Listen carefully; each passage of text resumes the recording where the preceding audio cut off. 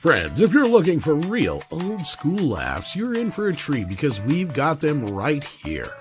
Flip City Magazine. Remember MEAD magazine?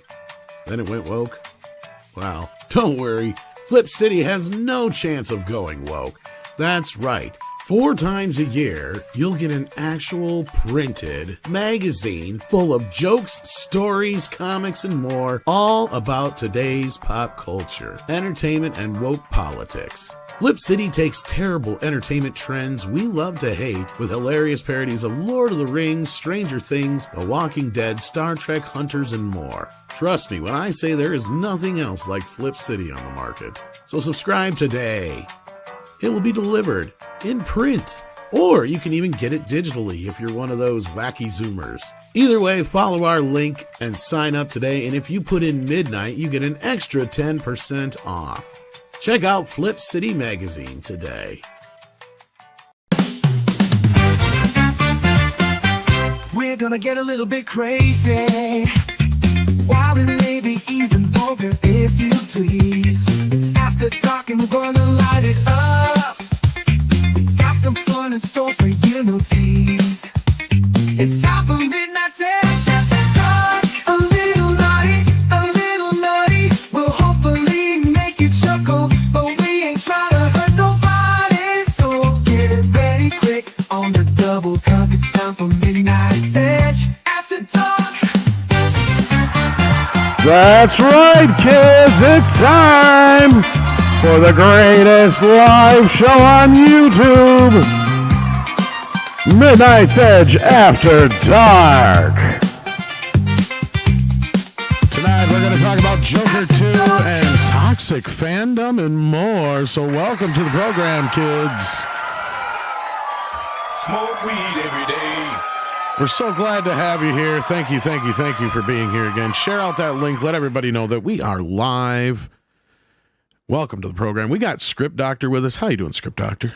I'm doing well. I can't wait to actually talk about some dirty, toxic fandom. I know, we're a bunch of dirty, toxic fans. Mm-hmm. Glowing green with radiation. Indeed, you saw my thumbnail. It was a just full of toxicity. You could smell the toxicity in it. Ooh. That smells like basement and socks. And incels and old popcorn. And paper mache. Don't tell me why. Don't ask me why. Pepsi Clear. Ew, nobody drank that shit. Exactly. It was basically like somebody melted plastic into your Pepsi. That's what it tasted like. I don't know why these people, like, look, you nostalgic fucks, you're like, oh, Crystal Pepsi, let's bring that back. No, it failed for a reason. It tasted like ass. I kind of liked it. It tasted like chemicals, dude. What the fuck? I like the fact that it was you liked clear. it. I like you that it was think clear. you liked it. I like that it didn't have any colors in it. It felt like I was healthier. It's like seltzer water. True story. Or carbonated water. If anything, it's probably worse for you. I mean, it doesn't have the coloring in it. It has to be a little better, right? Then it makes you wonder how they got the coloring out of it, because all that shit, eventually you got a muck of coloring at some point. That's why they had to add coloring to it in the first place, because nobody would drink their gray colored, brown colored substance. I'm going to tell you something that about a year or two ago, I went to a kind of a bodega and they had a limited time where they brought back Pepsi Clear, and I got one and I drank it. And what did you think? It tasted like plastic melted in Pepsi. I thought it was great. I loved it and I'd buy it again. You went to a bodega. That's the first thing. Smoke weed every day. Was the bodega Anyway. at IKEA? No, it was at a gas station, I think, and Oh. they had it in it. I hope it's not an original one that was sitting there gas station? when A you were bodega? have a 20 glory years hole? earlier. Did you tap twice Huh? for something nice? He asked if there was a glory hole. I said, did you tap twice for something nice? I did not. As a reminder, I've been here when it was glory hole days, and I've been here when it wasn't. And so, having said that, I want me some glory hole. You know, you gotta get to him. He's all about the whole, whether it's in or out of style. Weird. Oh, okay. So let's introduce everybody. We got the Canadian. Oh, did he just cut out for everybody? Yeah, he went You about got something about the Canadian. Canadian script doctor. How's it going, script? I can hear you guys, but evidently you can't hear me. Oh, I sorry. can hear you You're, again. you're a little Okay, I said staticky, but we you're we good. have the script doctor with us. How you doing? Well, to repeat earlier, I'm happy to be exploring some fandom toxicity with my fellow Weird. cohort here. And then we have Nick Weiser with us as well. How you doing? I'm good. Happy to be here. I saw the Fulia Doo or whatever it's called. It's full of doo doo. All right. I really couldn't tell you the honest pronunciation of it, and that's genuinely speaking. And I heard that we're toxic. I mean, I already feel like by default we are kind Look of at us. toxic. But if this is what we have now too, I feel like this is just an upgrade. So hi chat, hello panel, let's talk. Indeed. We also have, of course, Price of Reason, who we already talked to a little bit already, but Yes, I was the first to see this crap, but I didn't want to, you know, if somebody saw my review or asked me, I told them what I thought, but I wasn't trying to make people not like it. But I'm pretty sure that once they see the movie, they just won't like it. let me tell you, I got a free ticket to this, and I still wanted to walk out. It was pretty bad, right? Yeah. CC, what's up, man? We got another Canadian with us. I saw a somewhat better film last night. I saw Wolves. What'd you see? Oh, that's right. Yeah, you told me that. Yeah. It was kind of nice. I mean, look, it wasn't the best movie I've ever seen, but it's a couple of Hollywood stars cast in reasonably priced sets with a focus on dialogue.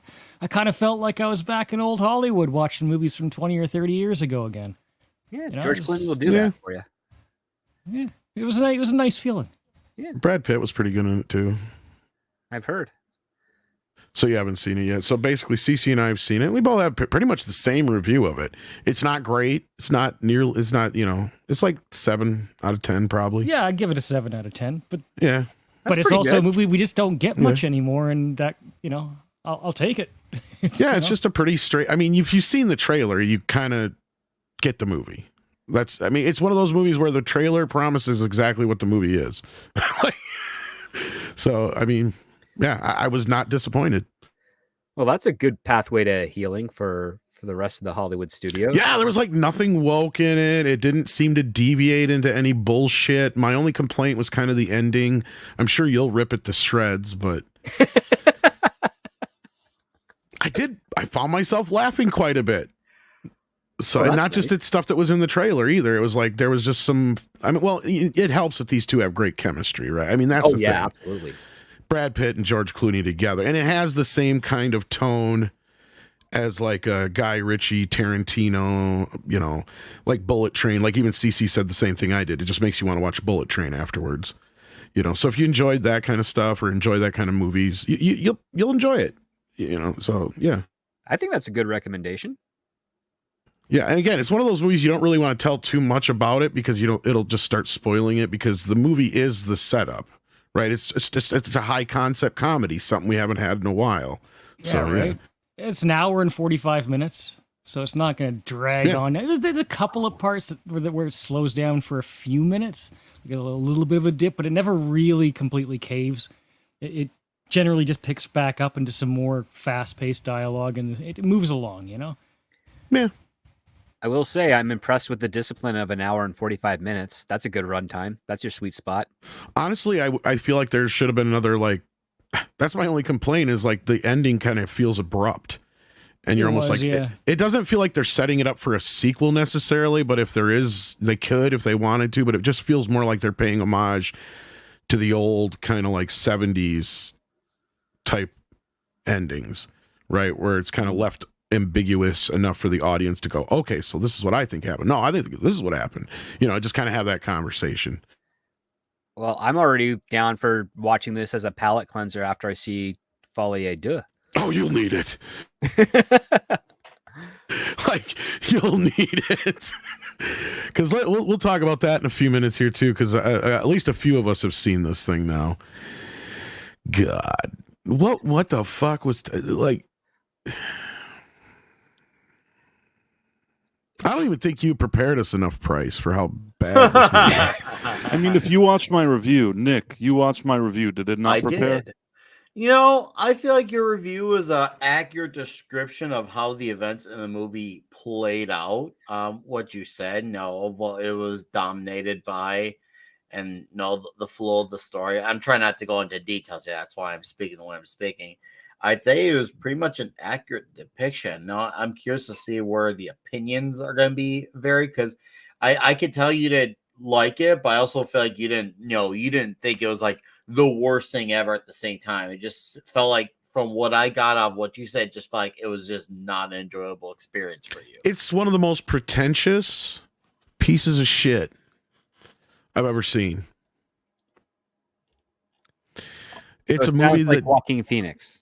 Well, it doesn't know what it wants to be half the time. That's the problem. It doesn't do anything interesting with any of the characters. I'm not even sure if Harley Quinn is real.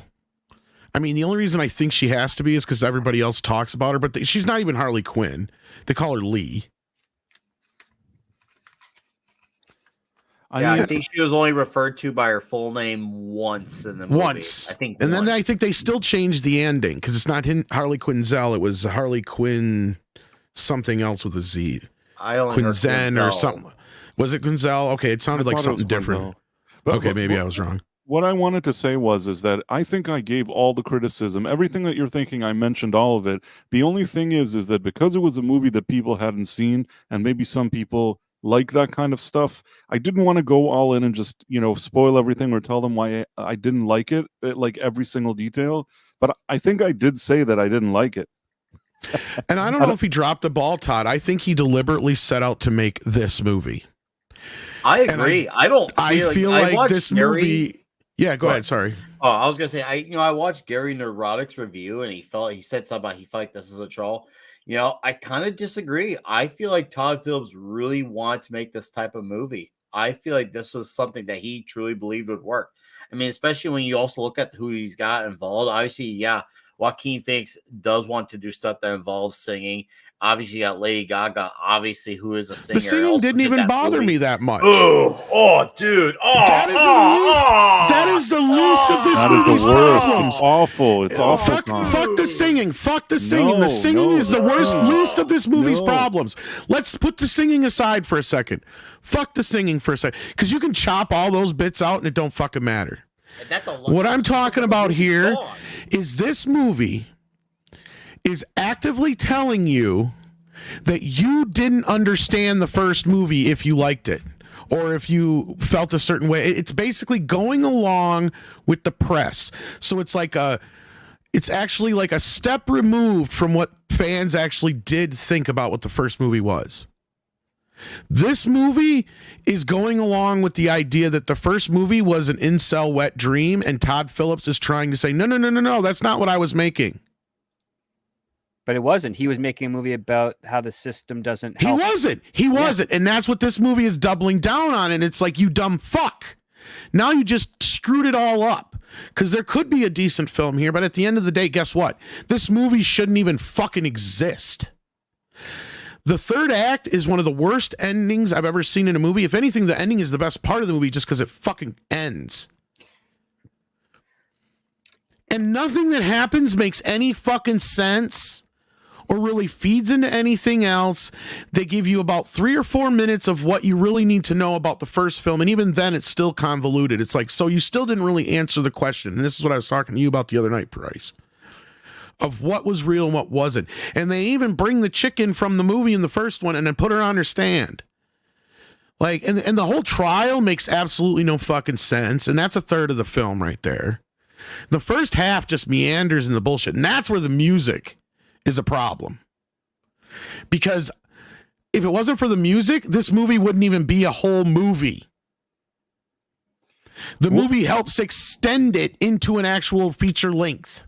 Right, and that's what I said in my review. That I said, and that's why I said hold off on the music for a second, because there's worse issues with the film. That's why I say that. The music is an issue because basically instead it of is an issue, but it's Band-Aid. That's what it is. It's basically instead of giving us 3 acts of a movie, what I said in my review was I feel like it was maybe 1 act, and they stretched it to 3 acts just with slow scenes and a bunch of unnecessary music. And even that act that existed was basically a middle finger to anybody who came to see an actual sequel to the first one and enjoyed the first one. So I feel like I said all of those things there, but I don't know. This movie's basically a tribute to every crazy fucking girlfriend you ever had. So Yes. this sounds like it's supporting the rumors that Joaquin Phoenix was trying to rewrite the script while they're producing it, and nobody Probably. pushed back on him. That and Lady Gaga, because I don't know what the fuck they're thinking or doing with this character. It would make more sense if she was a figment of his imagination. Oh, that would have been clever. But they can't, because there is a key plot point that you can't shake away. And there's a couple other moments and stuff here and there that you can't be like, okay, she's clearly like not real, right? Because she obviously is, because other people are talking about her. She's interacting with other people, stuff like that. She actually plays into a major point in the film where, you know, he makes a choice about his trial, let's say, without getting it, because I don't want to spoil it for anybody, even if it is a shitty movie. I know everybody's spoilers, but look, the spoilers are out there, guys. If you really want to know the spoilers of this movie, I heard about it a couple months back, and everything I was told was pretty much accurate. And I was like, even hearing about it, though, hearing about it is not the same. And that's what I'm trying to get at, Price, is like, you can tell somebody about this movie, but until they actually experience it, Right. Yeah. it's not the same. Once you see it, it's just like, Todd Phillips is a one-trick pony Yes. who should never be allowed to touch a camera again. Or at least not to make sequels, but or let him make his own original movies. I think that with Joker, the first one, he got away with it. He did his best Martin Scorsese impression, and he somehow managed to create. So like he's a cover band. Yeah, he did one thing that was like a cover band, a really, really good cover. I think He is ostensibly a cover band because his big movie, Hangover, and nobody can argue with me, is just, dude, where's my car? It's I the guess, yeah. same fucking movie concept plot, except for change out the car for their friend. I would agree, except I do enjoy The Hangover more than Dude. Oh, come on. I stand what I said. Dude, how can you? Dude. Like, I don't even, that doesn't even Sweet. compute in my brain. Like, Hey, I enjoy Dude Where's My Car. I agree. It is the same story. I don't disagree one bit. too bad Nick had to die on the way back to his home planet.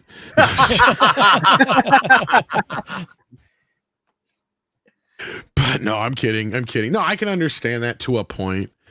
I mean, yeah, as far as like comparatively, Dude, Where's My Car is like the stoner / barely theatrical straight to video kind of comedy version of the story. And Hangover is the $100 million studio version of that, even though, you know, the other one was a Fox picture with 2 technical A-listers in it at the time. My point being is, yeah, it's nothing. He has never done anything original. Tell me one thing Todd Phillips has done that has been original besides Hangover 3. That's probably the only time he did, and everybody hated it. Old Yeah, School was kind of original. Okay, but how much of that was him, and how much of him that was everybody else that was involved too? Oh, I think that's more of a collaborative stuff, though. Yeah.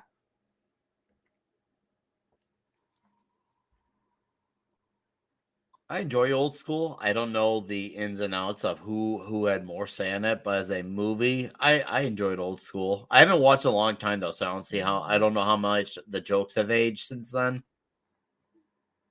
I don't know. Maybe I'm being too harsh on the guy, but look, But Hangover 3 was awful. I mean, I couldn't even finish it. And Hangover 2 was not even good either.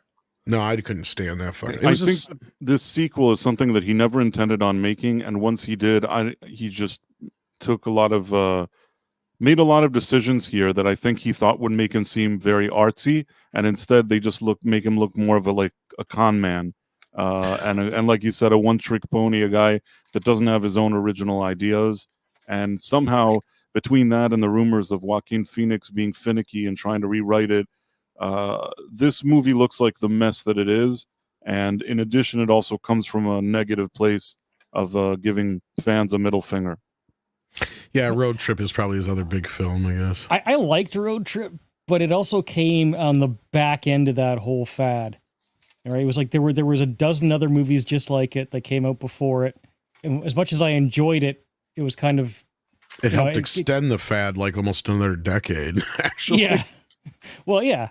Like, I have something very controversial to say. I also saw Megalopolis recently, and I'll say that you could like or not like that movie. That was something that Ford Coppola invented, that it's his creation.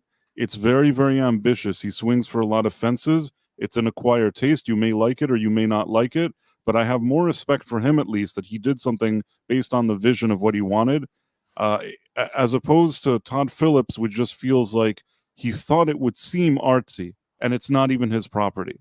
So I guess out of the two of them, Megalopolis, I didn't really suffer as much watching.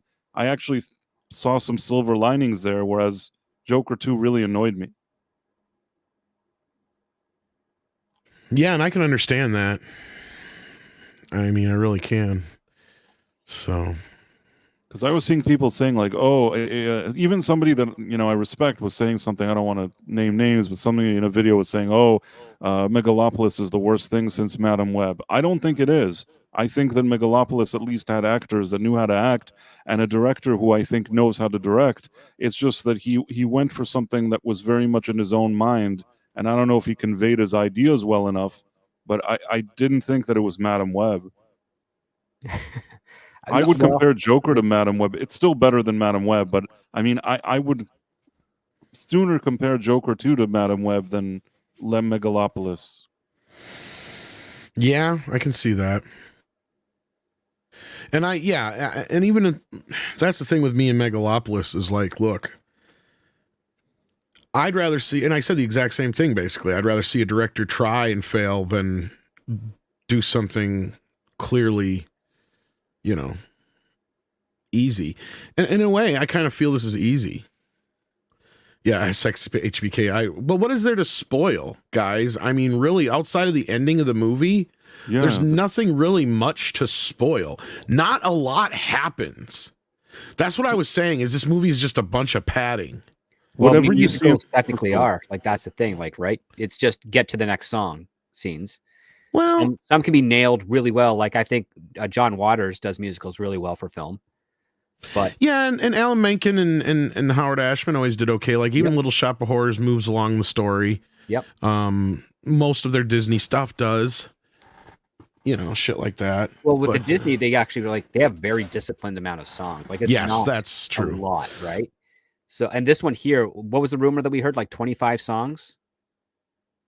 That was a complete bullshit. There's not that many songs in it. It feels like 25. It feels like 25, but it's not 25. Okay. Like, one of them's repeated, I think, twice, but otherwise, it's mostly old show tunes. From what I could tell, there's like one rock song in it, the Joker song, and that's probably one of the better sequences in the entire film. But it really is just like, I don't know how to fucking explain it.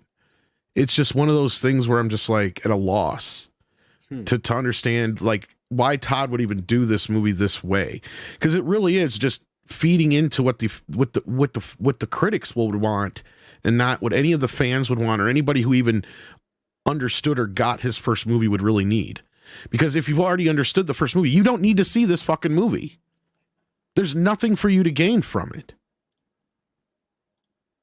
other than a definitive ending to the character, in which case you can literally jump to the last 30 minutes of the movie. Wait, so they did a jukebox musical and they picked show tunes instead of like rock and pop and alt? And... Yeah, it's all shit like Smile and oh God, what was the other ones? Help me out here, Nick. Oh God. It would have been great if they had Zippity Doodah in there. Well, that's kind of the point, isn't it? No, but it's like your basic, Bacharach. Basic Burt Bacharach type shit, and what the world needs now. Oh, that's a cheap song to get. So and stuff like that. Yeah, just stuff like that. I'm trying to remember the one that Harley sings. It's all shit, man. It's all shit. The songs they're ones I don't really know well by name. Admittedly, they're songs I've heard 800,000 times. Oh, I know them. I'm just. It's so immemorable that I'm just kind of drawing a blank. I wouldn't even sing any of those songs on CC's karaoke. A lot of those songs, actually, they're so schmaltzy. Most of us wouldn't. Sorry, Joaquin, especially towards the end. Well, I noticed his singing got progressively worse throughout the movie because I'm not Gary even sure if he's singing every time. Gary to be absolutely honest. nailed it when he kind of did that like half sing thing, but towards the end, it gets really like screechy, like full on yikes towards the near end. Okay, I'm you got What the World Needs Now, which we mentioned already. You got Merrily We Roll Along. You got When the Saints Go Marching In. Oh yeah, We Three, My Echo, My Shadow, and Me. Will the Circle Be Unbroken? Get Happy. For Once in My Life. That's the one that, For Once in My Life comes up, I think, a couple times in the movie, maybe. But If My Friends Could See Me Now, Folly Ado. Actually, there might be close to 25. I don't know if there's 25, but there might be now that I'm looking at this. Bewitched. When You're Smiling, That's Entertainment. To Love Somebody, Fly. No, this one's actually just the song here. They Long to Be Close to You. That's the one they sing together. Then you got The Joker, the one I was telling you about. Gonna Build a Mountain. That one comes in twice. Dance in the Moonlight's just the main song. It's not like they sing that one. I got The World on a String. Shit, there might be 25 in here. Oh, wow. If you go so away, incredibly safe. I mean, and there's a few that aren't. They don't sing, that are just the actual songs. And then you got That's Life, and True Love Will Find You in the End. So yeah, that's pretty That's a lot. fucking. Yeah. I mean, I guess it didn't feel like as I was going, I was just kind of like at the point where the songs would come in, I would usually just kind of fade out. So, yeah, it's just kind of like, like outside of the songs, there's like very little story. Like literally, the story is he's in prison or jail waiting for his trial. He goes through a few therapy sessions. He gets moved to a different facility. There he sees Harley Quinn. They talk like once or twice. Fuck. She leaves after she starts a fire, blames him for it, basically, or he doesn't necessarily like directly blame him, but he gets basically blamed for it because he finds out shit about her later on that ain't true. And then that also leads to the ending, which is also fucked up because it's like, okay, she can lie to typical woman. She can lie to him and he's just supposed to forget about that, but he can't lie to her, right? So I mean, that's a deal breaker, right there. It sounds like a crazy girlfriend. Yeah. That's what I said. This is basically a tribute to every crazy girlfriend you've ever had. They have theoretically all the music in the world to choose from to do covers. Does the music even thematically follow the, say, paper thin plot? You say The Joker is the only song in there that felt like it fit. And it's not even the type of song that you know that well. It's like a punk song or something like that I don't even really, I think I maybe have heard once. Because it should flow with the script, with the story, right? That the songs that they choose none of this should stuff actually does be really, conveying maybe a little bit, but not much. But the whole gimmick is that now that I think about it, now I realize why there's so many songs in it. Harley doesn't have but maybe a few times where she doesn't talk in song. She's always singing. Because you even get a point where he tells her, I don't want to sing. I don't want you to sing anymore. I want you to just talk to me. And she won't. She just keeps singing. She only talks to him like 3 times throughout the movie. It reminded me of that Eddie Murphy thing of fuck it, we'll just let him sing his dialogue. But she actually knows how to act. I don't know why she could act if they wanted her to. She's not a terrible actress. No, but she was disturbing in this movie. Like she must be a crazy girlfriend. Probably. I think she is crazy in real life, but you know what? It's not terrible for Harley to be crazy. So it's not. No, like but this is a different kind of crazy than what Harley is. That's the thing. guess so. I guess you're right. She's more the Joker than the Joker is. That's the problem with the movie. It's also the way they wrote it and what they told her to do, though. I think that if they told her to stick to the formula, if they gave her something that actually seems in character, maybe she would have done it okay. Maybe. Oh yeah, this is gonna get nominated for Oscars. Yeah, although I don't know about the music, even if it doesn't do well, I still feel like it's gonna get the awards. That's for sure. I can see that happening. It was reluctantly nominated last time for the first movie Yep, because again, Hollywood did not like it. Media especially didn't like it. They didn't like that we liked it. That's the part that pisses. That's what I've been trying to say from the start, and that's what this movie is. Right? A mea culpa. if that's the way you want to put it, because it's basically Todd Phillips going, no, the wrong people liked my movie. So now I'm going to make a movie so I make sure the right people like my movie and the wrong people don't like my movie. And he succeeded. And that's where I said at the very start of this conversation, I agree. I disagree with the what was said in the chat. I think that this was deliberate. I think Todd Phillips knew exactly what he was doing. And I think Joaquin was right along for the ride, and that's why Todd let him do it. I'll admit, when I was watching it, I wasn't exactly keeping my eye out for that. The only thing I did catch on that definitely made me get, oh God, we're doing this again, was saying how much a weaker Joker was. Like, it felt like he basically regressed from the end of the first movie to right into the second. That's the whole point of this movie, Nick. So this is actually kind of a spoiler. That's what kind of sets the whole thing off at the end, is when he basically finally admits that the whole thing is just an act. There is no Joker, right? Yeah. Which is, he's basically just telling the court what they want to hear at the same time, because we all know this guy's nuttier than a fucking fruitcake. Yeah. But at that point is when he finally gives, into reality, or whatever you want to call it. And once he gives into reality, she loses all faith in him. Like I said, even though she completely lied to him from the start, just as bad or worse, right? It's this whole idea that what you think is the Joker, or what everybody is cheering on as the Joker, or what they think the Joker is, what he stands for as an idea, isn't really that. He's just this weak, insignificant. And this is where I see overall now as an arc from the first movie to now is where you could put this is a big Trump allegory from their point of view. And this is what I was trying to say about Penguin too, and where I can see where somebody would say that, even though people are like, well, I don't get it. It doesn't seem this and that and the other. It's like, no, you guys are not thinking the way these people fucking think. That's the problem. This, if you really want to put it, is their Trump allegory of this guy can rally a whole bunch of people and get them behind him, but really they're just a bunch of idiots. They're a bunch of useful idiots for this weak, insignificant person. That's why the last joke is, knock, knock, who's there? Arthur Fleck. Arthur Fleck who? Oh my God, you're so fucking brilliant.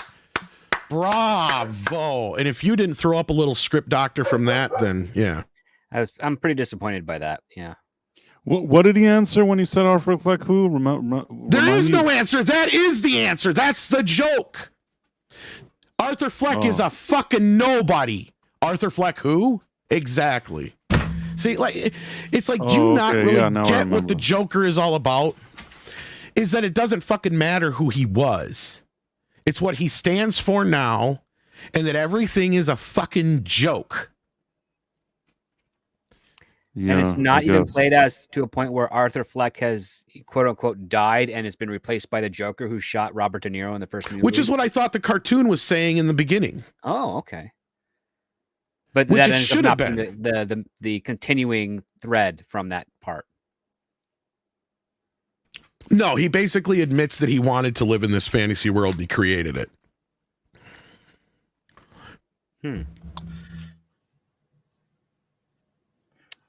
But now the fantasy's over. Right, yeah. Jeez. I felt like the movie kind of like it let me know what was and what wasn't. And like, in terms of what was real, what was a dream, I just felt like basically, yeah, he was just Arthur Fleck the entire time. The Joker was just the idea he put in his head. He became a persona just, for the show and the theatrics and the attention, all that, all the jazz and the press that comes with it. But he wasn't like this other person that they were trying to use as an angle when they're going through all the legal stuff. So it sounds to me that what we have here is a narrative failure to show that Arthur Fleck's creation of the Joker, which is being then either emboldened by the media and the justice system and the people that like him, is not really being deconstructed by the fact that it's just a guy that got crazy with clown makeup and shot a dude live on television. It's because his mom diddled him. Oh. Did that even happen in the first movie, or is that stuff that they add in the second movie just to add to She's nutty as a fruitcake, and they imply it, but I remember her being nuts, But I don't Yeah. remember even like there even be like a subtle hint because obviously you want to show something, but sometimes you can acknowledge something or you like mention something in passing. I don't feel like there's any bit of that in the first movie. Now, granted, I'll be fair, I haven't watched the movie since I saw opening night in theaters 5 years ago, so maybe that was something I missed. Well, and So that's you're not joking about that? Because No. I can't tell anymore. Because I don't remember that part. Because here I'm from what I'm hearing from you gentlemen, it's like I'm seeing a missed opportunity because we're familiar with the celebrity syndrome when you're around people that keep on telling you you're the greatest thing ever and they embolden and build up the persona that doesn't actually exist, and then you start to believe that's who you actually are, and then you end up Believing losing your own identity, hype. right? Yes. But it seems like they tried to do that here and then completely failed. They were trying You're to not do wrong. that with his character because basically Fleck's lawyer is saying that no one's actually rooting for you. You're building up this whole like hype and personality in your own head when it's actually not there. So yeah, that absolutely did happen. Script, you kind of nailed it with that. Yeah, that's what I was saying. That's kind of what the movie is. But at the end of the day, why? Like, we already knew this shit. It's literally a movie feeding you full of everything you already knew. Supposed to tell us, it was supposed to tell the character because the character. And then who cares? That's not even the point of this at this point. It's really doing it in a way, like I said, to basically tell the audience, no, you were wrong to like the first movie. That just seems like a really dumb approach to any narrative or follow. I hope Tarantino really rips this fucker apart, because this would be great for him because he's brought these kind of things up before. And I think if he actually gets this and sees this, if he actually liked the first one at all, I don't think he probably did, because he probably looked at it and goes, it's just fucking Taxi Driver. Why the fuck do I need to watch that? But that being said, I don't know. He watches everything from what I've heard. So yeah, he does. Yeah, and I do try to catch his podcast from time to time, but I don't know where to find it initially because I think it's behind some paywall and some streaming. It's Apple, isn't it? Isn't it? Yeah, it's on one of them. Yeah, I don't know which one, and I can't find it. I don't know how. I am tech-tarded, kids. If it wasn't for 6, I wouldn't find shit. That's the truth. And then we got and a few other people, few of you guys that listen and send me stuff from time to time and keep me up to date on stuff. Trust me, if it wasn't for the people that actually feed me the info, I would be lost. I just kind of sit here in the dark.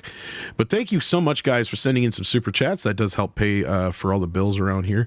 We got Kalekioki, who sends in $2. Says Phillips could have said no. Did he just for the paycheck? Yeah, obviously. Yeah, he took the money and ran. And if there was any other motivation behind it, it was exactly what I said before. It was that he wanted to prove to everybody that you were wrong about the first movie, to whoever it was, whether it was us for liking it or for the other guys for not liking it, being the other side saying you're going to die if you go see that movie because somebody's going to shoot you. Mm-hmm. I think that really got under his skin.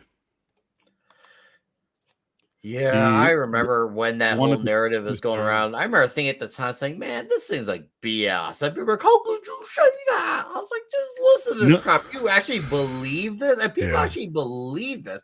I remember trying not to laugh when I was at my local theater, and there's police there. I'm like, are you guys really trying to like just, will this into existence? Seriously?" That people were like, "I saw the movie and I didn't die." Oh.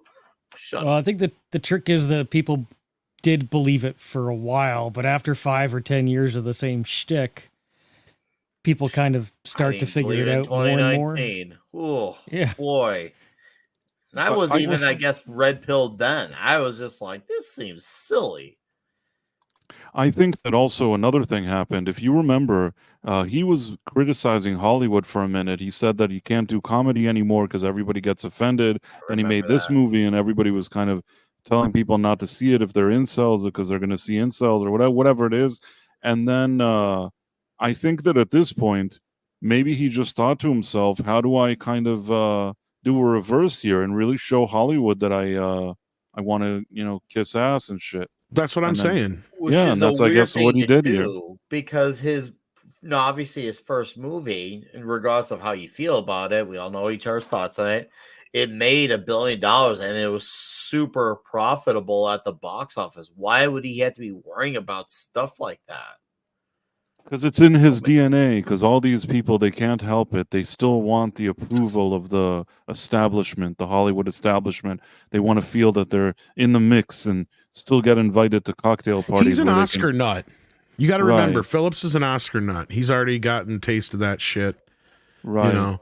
He And- wants to eat caviar and drink champagne and Malibu with his friends. And that's where I don't agree with this movie, because I agree with your assessment to a point, or at least I don't know if this is what you're trying to say, is that once Joker would get a little bit of that fucking taste of that power, and the people actually, because that's the thing, this guy has never literally had anybody pay attention to him his entire life but his abusive mother, right? Even the system let him Right. down.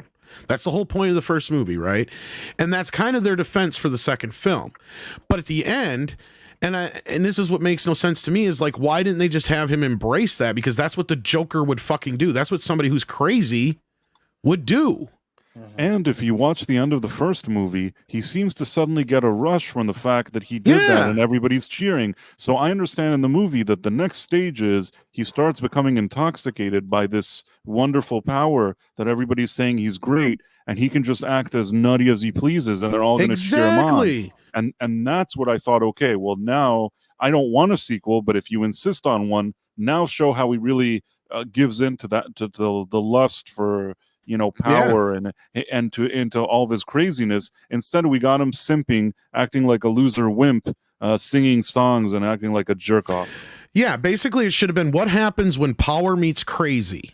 Yes. And Harley's character should have been somebody not only facilitating that power meets crazy, she's his fucking therapist, and she's being corrupted by him, and she also helps get his ass out. See, Right. that's what this movie should have been about, not about the Yes. fucking trial. The trial should have already happened. That's why I said Act 1. And This was the first act of a movie. Yes. And you're You like know, going, if they- okay. Sorry, go ahead. If they'd done that, it would have been a total TDS thing, right?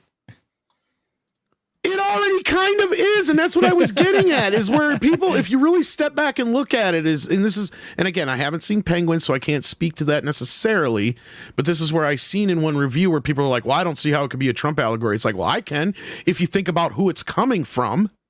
You guys got to remember, they don't see Trump the way we do. They see him in this. If you look at Trump from a certain way that they do, and I'm not trying to get political here, but I'm just saying, I see what you're then saying. Makes sense. you can see where they're drawing their parallels from. See, we look at the more surface level shit. You got to look at the underlying shit, the way they see him. Like the same dumb fucks who would put a, 50, 60 foot fucking blow up Trump on display in Vegas. Them kind of people, right? Like that's how they're so fucking obsessed with this shit that's what they think he thinks about himself really in real life. So that's where they're projecting all this shit. And yeah, Coffin Nails, you're probably right. Tarantino might let me down because he might like the ending. And he does have this way of liking shit that sometimes it's like, look, I get why you like it, but it still doesn't make it a good movie at the end of the day. You know, he'll make excuses for some shit, but yeah, that being said, moving on, Shanatsky sends in 2 and says, spoilers, turns out Joker is from the planet Zeist, or Zeist. Actually, I don't even know how I got that wrong. Yeah, because he's actually from the planet Zeist, not Zeist. He's even that dumber. ActionCom sends in 5 and says, how did the Blues Brothers pull off a gritty realism and a musical? On one hand, it's dirty 1970s Chicago, but then you get spontaneously breaking into song. That's one of those musicals where the songs don't move the movie along, but they just happen to work because they're good, and it's just about a band. I So also you feel just- Not really like, realistic. yeah, either. if you're Yeah, talking it's about not- songs it's like a about a cartoon. band, Cartoon Machine Gun is not realistic. Well, I mean, maybe it is a realistic, but not. I mean, for the movie, No, I- you're right, Script. Especially by the time you get to the second film, there's no doubt about it that John Landis is making a live action cartoon. Yeah, also comedy versus this serious drama that Joker was. I mean, comedy is not one polarizing end to the other as much as a drama is to a musical. Comedy and musical are still very different, but comedy is a tad or two closer to musical than drama. Drama, I mean, man, it's very polarizingly opposite. That's like, almost 360. But yeah, regardless, I feel like that one works better because once again, they were a group of guys who did these songs. So you could pass that off as well with them be called the Blues Brothers. They sing the blues. It's right That's there. us, the good old Blues Brothers band. Yeah, we gotta do that for a Toxic Tuesday. We haven't done that yet. Jesus. We have not done the Blues Brothers. What? See, that tells you we still have so Fucking much to Illinois go. Nazi you are. See? Fucking Illinois Nazis. See, there wasn't even, that was how much of a joke they were back then. No, there was the Blues Brothers vehicle was in our area recently. It was awesome to see in person. Well, he's back with James Belushi again, isn't he? I do not know. I just think so, remember yeah. I saw the vehicle and in the area. I'm like, there they are. I still blame that fucking show for ruining that second movie. Never seen it. The show or the movie? The show. Oh, I'm talking about James's TV show. Heard about it, but yeah, no. But then again, they could have waited. It's not like the movie had to come out 2 years before the year 2000. And then I think the year 2000 would actually been the anniversary, wasn't it? Because didn't the first movie come out in 80? Yeah, I think 80. Yeah, I think you nailed it. But for some reason, they pushed and pushed. And Jim's show he couldn't work it out in his schedule because he was supposed to be in the second film. And yeah, so instead, I can't remember if he was supposed to be the cop role or if he was supposed to be John Goodman's role. But that doesn't mean the movie still would have been any good. But to me, it only would have worked if you had Jim Belushi in it as John's actual brother in the story too, though. You know what I mean? Like his real blood brother. Because then it would actually give a reason for there to be some kind of union of those two. Because otherwise, the way it is now, it's kind of stretching it. Yeah, if anybody's ever seen the Blues Brothers 2000, it's a horrible movie. Yeah, I've seen it once, and I remember it sucking. Can't really remember much beyond that. I actually went to see it in the theater. Oh. Me and my buddy were the only ones in the theater. I bet you were. I believe that. We're gonna make this movie anyway. We know Tom Connors is gonna see it, so we might as well get it going. That is the movie that basically, John Landis killed motherfucker. It wasn't that killed his career. It was fucking Blues Brothers 2000. Because that movie cost so much fucking money. But anyway, Beep Bop Boop is in the house. It says Phoenix was put on a pedestal with the likes of Ledger and Nicholson. Does this movie now put him way down below Leto? I liked Leto personally, LOL. No, I don't really consider this a Joker in the sense that I would somebody who's in the DC kind of thing. This is like an also Rand what if graphic novel. Yeah.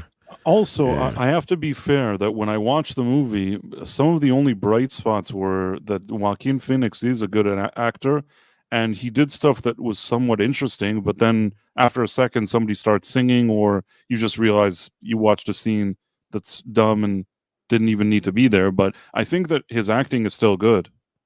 No, and I agree with you. Like, this movie is basically what the first act of the movie should have been.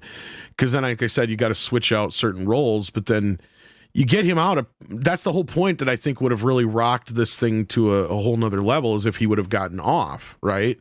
Somehow, even though he killed 5 fucking people, that's where everybody's like, how the fuck? Because of, they convinced that the shit that his mom did to him and all that kind of stuff was enough. And he, he goes to the asylum or whatever instead. But then, then it becomes like One Flew Over the Cuckoo's Nest till he escapes with Harley, and then they, go on a spree, and then from there you just kind of leave it open ended. But whatever, I feel like it was pointless, and I probably one of the worst movies of the year at this point. Yeah, well, I mean, perhaps it was this superficial artistic message by the people working on the film to Warner Brothers saying, we didn't want to do a sequel, but you paid us a lot of money, so now we're going to make you regret that. I wish he would have been. I wish it would have been a fuck you to Warner Brothers, because somebody posted a meme that I completely disagreed with, because they're like movies that were made by the directors as an FU to the studio, and it was like Gremlins 2, and a couple other ones, and the newer Matrix movie and shit like that. I'm like, well, no. For one, even though if the Matrix movie was that, it still sucked. And I'm like, this movie is not a fuck you to Warner Brothers. This movie is a fuck you to the fans of the first film. That's what it is. And so I can't compare it to anything like Gremlins 2 or anything like that, where it literally was like a fuck you to the studio. It's like, oh, you're going to make me make this movie? Well, then I'm going to... make you kind of regret it in a weird way. Action Com says, how did Cop Rock pull it off? Well, it didn't, or it'd still be on the air. Or it'd have been on the air for more than, what, a couple episodes?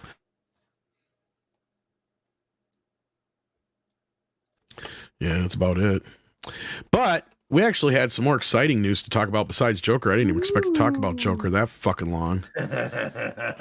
So some of this stuff is probably going to go off until tomorrow, but we'll definitely get into this part here because it is on the thumbnail. Where's my toxic fandom thing? Here we go. Let's do it. Let's get where is it? toxic. Where's my store? There it is. It's Star Wars. Okay, this one here. So yeah, Variety put the story out today. Toxic Fandom, how Hollywood is battling fans who are just out for blood. From social media boot camps to super fan focus groups. So kids, here we go to the next level to exactly what I was saying. They're going to start, amping up the attacks on us. Well, at least the variety and the trades are. Well, right? The fact that they've hit the trades now is the point.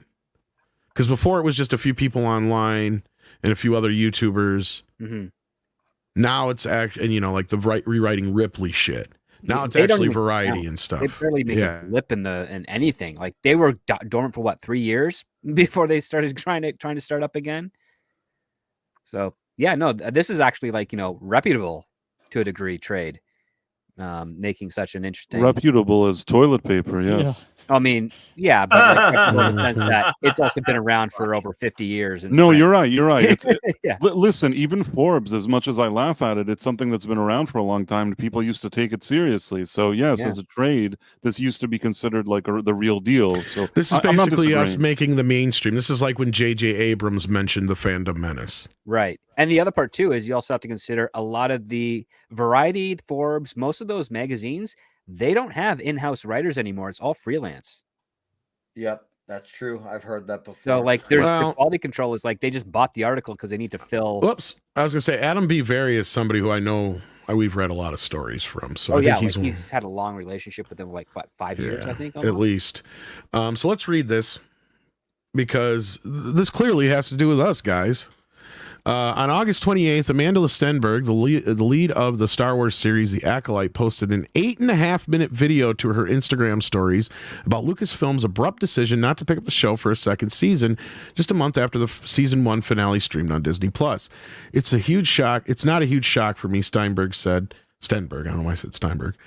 Since the series was announced in 2020, she continued, we started experiencing my fucking stutter's going off, guys, sorry, a rampage of how I would say hyper-conservative bigotry and vitriol, prejudice, hatred, and hateful language towards us. Stenberg was unavailable to comment for this story. In other words, The Acolyte was the latest high-profile target of toxic fandom, the catch-all term for when a fan criticism curdles from good faith dissatisfaction into relentless negative off. But when is that line crossed according to you? The thing is, a lot of people were negative to it, but they weren't bigoted about it. That's the difference. Listen, we were here day one for it. I was negative about it because Leslie Headland was told by Disney, don't pitch to us, and she did it anyways, and that ticked me off. So that's a merit-based criticism of it. And I think you're the only person who's ever pointed that out and made that a point, because nobody else has, I don't think, picked up on that. Yeah, and the other part too is listen, I looked primarily on Twitter. I only found 4 instances of what would qualify as vitriol and bigotry and racism, and they're not any accounts associated with anybody that follows any of the people in any of the spheres that matter. And trust me, I have no problem saying that anybody who does say anything racist or homophobic or anything like that, I definitely wouldn't get behind. Right. Yeah. I don't think any single one of us would have a problem saying that. I agree with you. So, well, it's a low skill, just awful kind of writing technique when you just dig deep, find that thing with 5 comments on it or 5 likes from an account with 50 followers, and you call it your evidence that people are being toxic and bigoted. Or they'll twist something that one of us says on a stream out of context. Yeah. Right. That happens all the fucking time. I don't care it's even who's happened to writing it me. like that. It's just not good technique. Don't do it. And this is one of the worst articles I've read. And in we've a seen the long rewriting time. Ripley shit where they do exactly what I just said, right? Where they'll take a clip out of context. This is the rewriting Ripley of Variety. Well, yeah, and this is what I'm saying. We've reached the next level now. We've gone beyond that plateau of just being the craw in certain YouTubers and certain outlets and certain people behind the scenes, you know, being their problem to now the mainstream media. This is the mainstream media, as we were pointing out to begin with, right? So once it's hitting the mainstream media, this is where people will actually use these articles as quote unquote proof, right? And what I was trying to get to was Stenberg, she basically Streisanded herself. Yeah. Because nobody was saying jack all about her. Because as somebody who was kind of an outside observer of this shit, because I didn't watch the fucking show in its entirety. I just watched clips as I was cutting Andre's, reviews and other videos about it. So I would catch bits and pieces here and there. Other than that, I never really watched the show. I never really commented on it, but I listened to everybody else's comments. And I'll tell you what, outside of the streams that I wasn't a part of or listening to, so I can't speak on those, but for the good majority that I was on, nobody ever really mentioned her.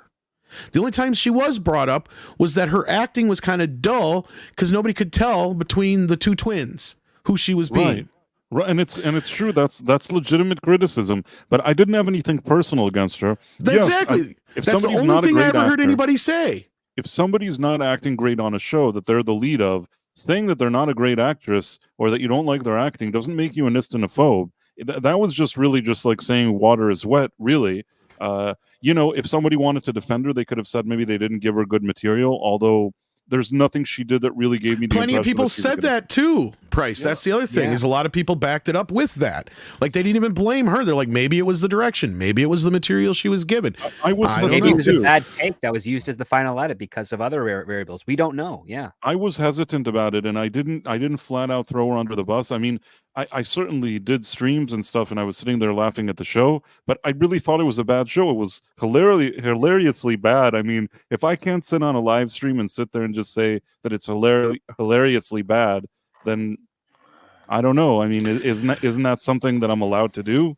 No, you are. And that's where I was asking where the line is. And just in case Fish Jones asked Streisanded, if you're maybe one of the few people who may not understand what I'm getting at by that reference, Barbara Streisand tried killing a story years ago. I don't even remember what the fuck wedding. the story was. It was for her wedding. That's what it was. Somebody Yes. took a picture of her mansion. Yes, and then- that's what it was. And basically, since she tried killing the story, she brought more attention to it had the story just ran in the first fucking place. Because nobody really cared, right, to begin with. And then the moment she, like, nobody want, like, everybody's like, well, why doesn't she want everybody to know? What's the big deal? That's called the Streisand effect, where it's like everybody starts asking now because you tried to pull away from it. In this case, what she did was she put that video out there claiming all this shit that wasn't happening, and that brought it upon her. Kind of like what Moses did. What's her first name? Moses Ingram. Yeah. Moses Ingram. Yeah. That's her first name. Yeah, Moses Ingram did in the last Star Wars thing with Obi-Wan Kenobi, where she basically came out and said the same kind of shit. And again, I don't remember anybody saying anything more about her prior to that other than her acting, which I do was have a everybody. question. Go ahead. I do have a question for you, Tom. Who names their girl Moses? Somebody named Amos.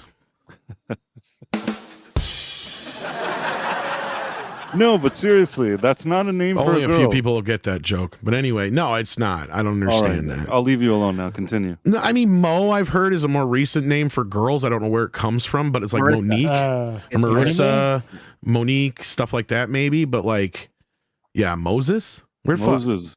That's a just like boy's being a name, wise yeah. guy. Really loved the Torah.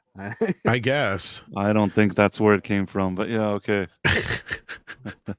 They probably liked Moses Malone or something. But even then, again, guy name. Yeah, true. A guy But that's been like this thing lately to try and give girls men's names in the last 30, 40 years. I don't know if y'all noticed. And vice versa. No, the Like, only type of men's names I've seen that are appropriate to girls was like Alex and Jamie. That's all. That's all. Yeah, I but have I've to seen bring like up. Stevie's, and I've seen, like, oh God, I just had one and I forgot what it was now. The Shit. Stevies I knew were Stephanie's. They just liked going by Stevie as the nickname. Maybe, but there's a few of them. Anyway, point being, fuck that. She did it to herself. Anyway, catch-all term for blah, blah, blah, blah, often bigoted online campaign against either the project or its stars or creative leaders. See, I love how they bundled all that together here. In a franchise economy increasingly dependent upon established audience devotion to drive the bottom line, the threat of toxic fandoms poisoning that enthusiasm has become a seemingly intractable headache for almost every studio. Oh, so they're finally admitting that we're a pain in their ass. And it's only getting worse. Because remember, before we didn't matter. We were just a small minority. It comes with the territory, but it's gotten incredibly loud in the last couple of years, says veteran marketing executive at a major studio. Who doesn't want to say his name? People are just out for blood regardless. They think the purity of the first version will never be replaced, or you've done something to upset the canon of a beloved franchise, and they're going to take you down for doing so. Oh, okay. Well, he just explained exactly why people would be upset. Yeah. Yes, this is Like, one you're part not where maintaining I the purity and you're replacing the canon. It's like those are two things Yeah. very important to the franchise that made it successful. I was It just gets gonna worse. say, like, yeah. It gets worse. There's somewhere in this article where it says something like, in some cases, the studios even had to go back and change things because they didn't want fans to get upset. And I'm like, good, fucking, that's what you need to do. What are you talking about? Like, as if it's bad. Do you know what I'm saying? It's somewhere in this Yeah, article. no, it goes down that a little further as you get down into this article. It's like, okay, you're actually making. You know what that points reminds me of? Is it'd be like if they said, this soda company decided to quit using this chemical in their soda because it was hurting people, but I think that's a bad idea. Right. It's like, why the fuck are you even defending that? Or why are you even making a stink about it? It's like, well, of course they should.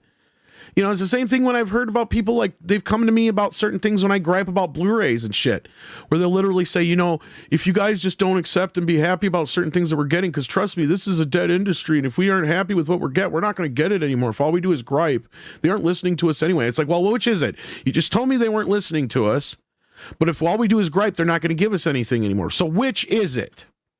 Because I'll tell you what, there's a lot of times where these people should lose their fucking jobs. Because that was their excuses. Like, people are going to lose their jobs. It's like, maybe they fucking should. Yeah. It's like, did you ever stop to think of that? And a marketing person is a perfect person to talk to here, because I'll tell you what, they're number one of the biggest problems in the industry right now. Oh, They have I've way attested too to much that. control. Yeah. Oh, I've go attested ahead. to that 100%. It's like, oh, I'm pitching something. The executive likes it. They go to marketing. We don't know how to sell this. That's your freaking job, dude. Anytime someone pitches you something that the studio likes, you shouldn't be saying, we don't know how to pitch, we don't know how to sell this. You should be saying, challenge freaking accepted. Let's see what we can do. And they don't. They do the exact opposite. It's really one of the only departments I've seen in Hollywood where they publicly admit they don't know how to do their job and don't get fired for it. They're horrible. They're the biggest part of the problem in the last 30, 20 years at least, because they have been given so much power, like Script is saying. It is redonkulous. They should be the last line. They can take some blame for shit getting fucked up, and that's when they should. When somebody says, yeah, the marketing fucked us, yeah, because that's your fucking job. Like Script has said, and somebody who actually has a bit of a background in this, it's embarrassing. Embarrassing to hear somebody say, well, we can't sell this. Yeah. It's like, no, your answer is, we can sell anything. We can sell ice to Eskimos. We could sell condoms to lesbians. Exactly. You should be able to sell any fucking thing, and you find the angle. That's the key. You find the angle, no matter want a what it marketing is. agency that will be able to sell holy water and garlic to vampires. A little side story here. Right? Go ahead. Little side story here. Square Enix is putting out a remake of Dragon Quest 3, so there's been some issue with that because it's being censored in the West, wokeified, right? It's no longer male and female; it's Type A and Type B, right? So people are like, this is more fucking woke bullshit from Square Enix. So the creator of the game, the creator of the franchise, comes out on an interview that is, literally part of the marketing campaign for the game, and says that woke is a religion of the West, and it's narrow-minded and extreme, and both of the main guys are on there. They're going off on woke. And then I was trying to find a copy of this interview so that I could, link it on X.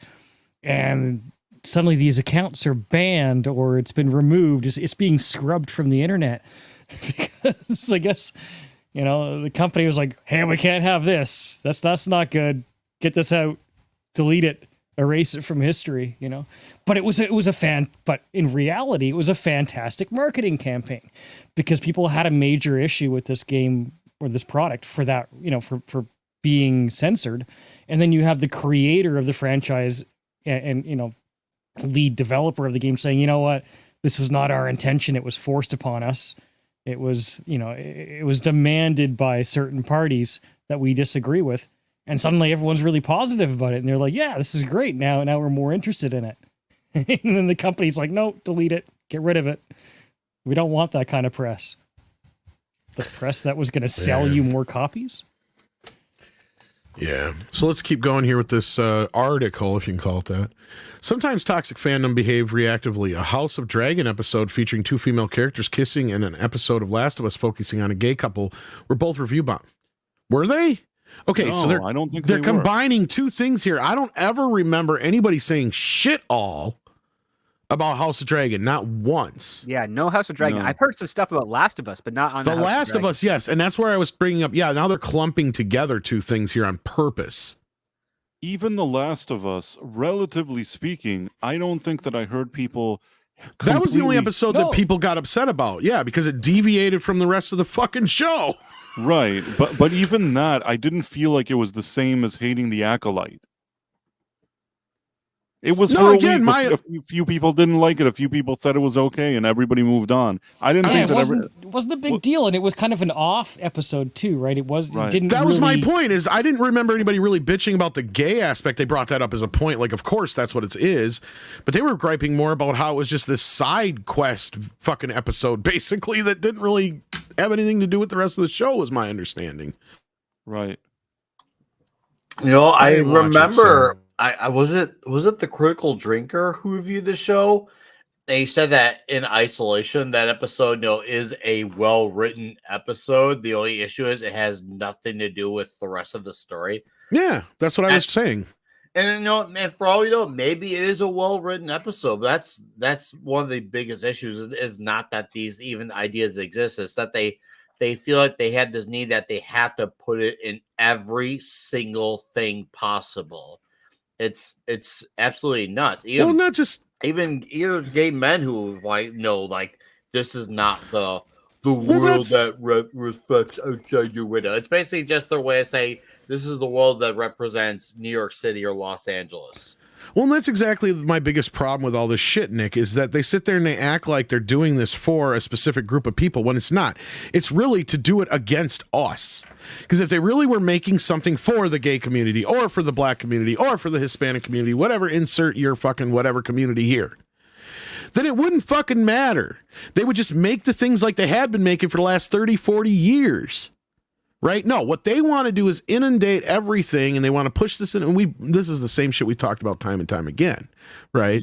Mm-hmm. So we're, until we're blue in the fucking face, because that's the whole thing that's about this. It's not even so much about them trying to represent a community. It's about them trying to get one over on us in some way, shape, or form. And that's basically what this whole fucking article is about. Oh, of course. And if that's fucking toxic, then so goddamned be it. Well, it's weird when they say stuff like this because, especially, I could approach this from the comic book fandom angle. And, I do know a handful of dudes who are, gay, but it's not like this overwhelming amount that they make it out to be. It's a small number, but the ones who do, most of them, they pretty much like the type of characters I like. One, I know his favorite characters, Doctor Strange. And I want to know his favorite character is Superman. And guess what?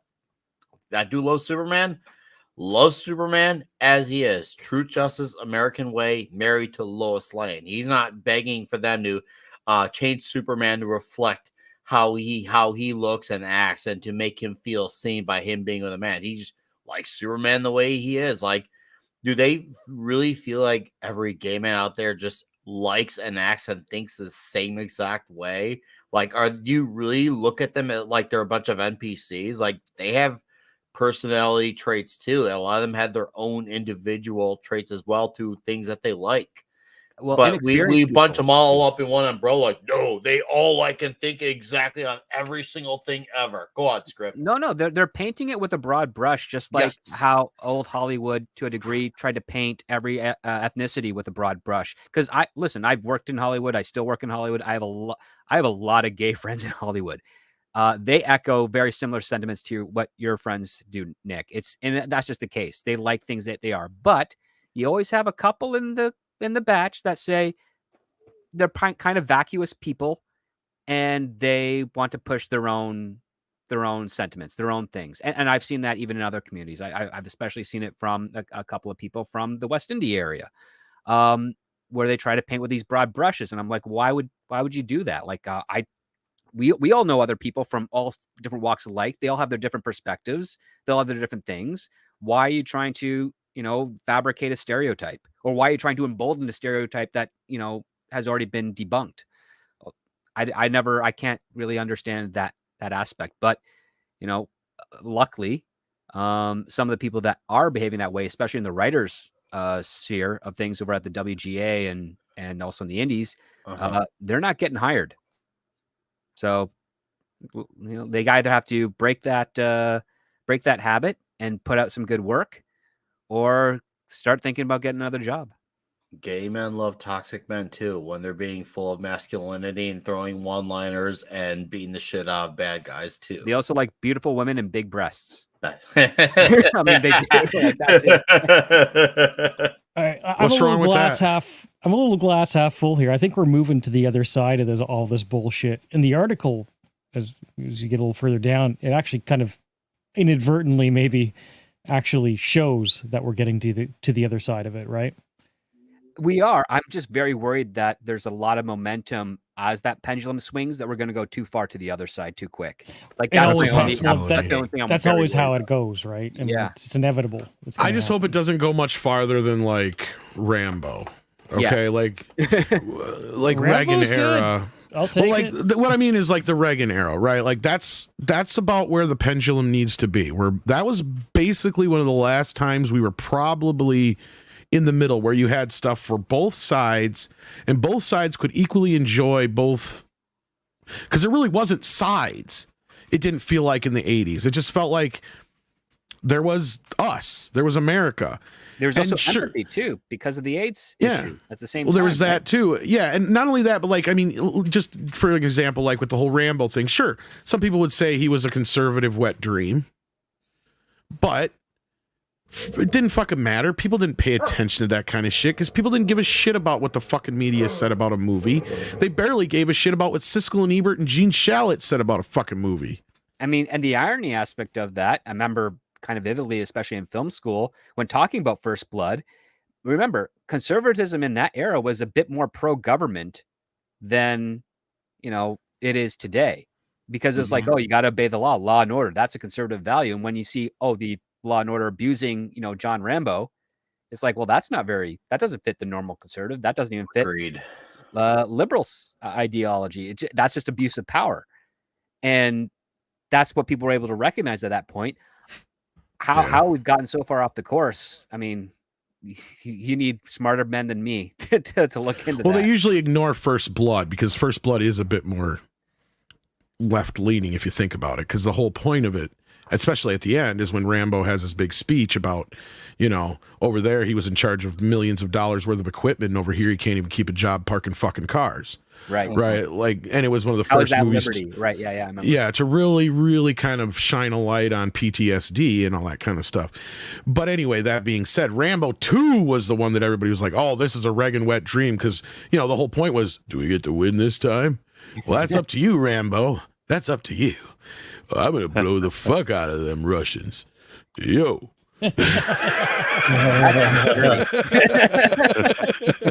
What? It's amazing how many of these types of critics just like to will their ideology into things that even they're not there by default. You could probably say, okay, I could see why someone got something out of a thing, But the thing is that they will literally, because they're so ideology first, they think through that lens through everything. They try to imagine everything has to be seen like this, and that's not how it should be. If you're gonna like something, like it for what it is. If you're gonna hate something, hate it for what it is, but don't hate it for what you want it to be, or even like it for what you want it to be, because you're gonna get a very different experience, and most of the time a disappointing one when you're trying to go against something because it's not what you want it to be. When I think about it, I think that Rambo is like the opposite of Todd Phillips with Joker 2. Yeah. In the case of Rambo, they said, That's okay, a good point.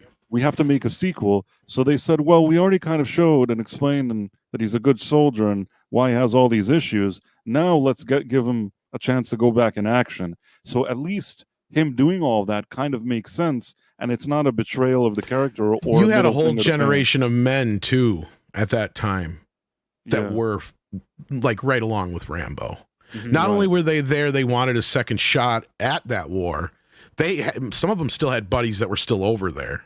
Oh yeah, and that was for years. That was the light that was shined on between that and Missing in Action, and people overlooked quite a bit. But yeah, Mars Monkey, he had explosive tips. That's right. The tips always explode. I mean, what the fascination aspect of it is that we've kind of lost the political allegory. Like you'd have, okay, Russia's the bad guys, but what are they doing? Well, they're doing something that Russia actually hasn't done before, and we're actually having a fantasy with that, with politics, right? Right. We don't seem to be. We seem to be getting those allegories again, but they're so superficial and they're so specifically targeted for something that's happening at this moment, and then it doesn't even help when the media works with some of the players in those productions to say this is what it actually is, because now you're breaking out the illusion and you're no longer making something that is fantasy and fun and allowing you to think of these ideas or these general politics in a different light. You're now being told this is what we think, and we're actually going to make the counter argument the weakest we possibly can, so that we're kind of quote unquote pushing propaganda on you, as opposed to, hey, it's entertainment and it's also something to stimulate your ideas on what if this does happens? How would you react? How do you recognize some of these traits factor into actual politics, even though they're completely different topics? Like those types of stories, those depths have faded away, especially in television. And I think that causes a lot of the upset with general audiences. That's why they're basically saying, oh, we're going to go to streaming. Why? Well, there's 50 years of television and film that does this better than what's coming out today. So that's what we're going to go lean to. The art of balance is absolutely in flux. Everything is one way or the other. And yeah, you could tell a lot of stories, whether it's allegorical from a social Jack lens Ryan movies, or a dude. political lens. You could tell from a left, right, or center, but you could still have it being done very balanced to a point where anyone could find something to either like or understand or see something different, give them something to think about, and have it be more underlying. If you really had to go a little slightly or heavier handed, but not fully, you could still get someone to say, hey, here's the enjoyment factor, but here's definitely something to think about if you're looking that far in as well. No, we are just screw the entertainment factor. My message first. I'll take it from the perspective of over legislation, right? Because you have a movie like Godzilla -1. It was not over legislated, if that makes any sense. It was made on a very small budget with no excess people being hired to do dumb crap. It's like when you go driving around the city and you see pointless road signs because somebody's been hired to say, well, it's my job to make the road safer, so I got to put a sign here that warns people of this potential danger. And then you have more signs and more stoplights and more rules because it's their job to continue to try and be productive, right? And when you have too many people in the room, and in the writers' room, you have 20 writers all checking each other. It's good to have more than one creative voice. But when you have 100 people whose job it is to try and actually be productive rather than to add something constructive, you end up with these $200-300 million budgets, and there's no creativity anymore. You can't just make a movie that you can't really make Rambo because you're going to have 10 people whose job it is to tell you what's politically incorrect about this or that particular scene in the movie. And you end up with a McDonald'sization, and it's all just. Yeah, like the Parents Association has managed to find their own department in Hollywood. No, you're 100% right, exactly. And because it used to be that all those people were trying to help to work towards one person's vision. Right. Now instead, it's like, how do we get everybody's say? It's like, that's not what this is supposed to be, right? Like a movie is basically a huge painting, but only if Michelangelo said, I need all you fucking people to help me do this, right? You're going to work under my tutelage and my leadership. You're going to do exactly as I tell you to do, and we're going to make a hell of a painting when I'm done with it. So, but I'm going to need all your help to get this done. That's basically what a movie is, right? At the end of the day. And if you don't have that, if it's really just a McDonaldization of a film, which is what got me into a lot of this space to begin with, where it's literally just cookie cutter, produce it to the next, to the next, to the next, to the next, just the same thing over and over and over again. That's the other problem too. It's like you got one end or the other. It's where it's not working. You either got too much of the same as the old, or you got too many people's voices involved here. It's like, that's not what a movie's supposed to be. Right. But anyway, let's keep going with this article because there's quite a bit more of it, I think, to go here. We got, quite a bit more. Anyway, so we got part of this through here. We got the practice of mobbing sites like Rotten Tomatoes and IMDb with negative user reviews, which gained mainstream attention following the premiere of 2017 Star Wars The Last Jedi. And an entire YouTube ecosystem is devoted to declaring projects like The Marvels and The Boys woke garbage, among other pungent how do you say it? Subrequents? Hold on, I have to zoom in on that because I can barely read it. SOBRIQ. Yeah. Oh, nice job, Tom. So this is us. Even though we predate The Last Jedi by quite a couple years anyway, at least. I was gonna say quite a while, but at least a few years. This whole thing is redonkulous. And what they're trying to say is it's some kind of grift, right? Like that's the word that keeps getting tossed at us too. So anyway, it says just as frequently as the backlash begins before the project is seen the light of day, a Reddit mega thread dedicated to the outrage over Bridgerton casting a black woman as the love interest of Francesca, social media epithets. Yeah. I know the word. I just couldn't say it. Directed at the actors of color and elves and dwarves. Now, this is another time where they're mixing shit together. Because I don't ever remember anybody saying shit about Bridgerton. Nobody cares. It's a show for women. And the girls are just like, oh my God, there's a Bridgerton. Bridgerton is a show for housewives. Exactly. And Script knows what I'm talking about because he's probably been on at least one of those shows with the ladies where they start talking about Bridgerton and it's all it's like I've overheard those in hallways. Yeah.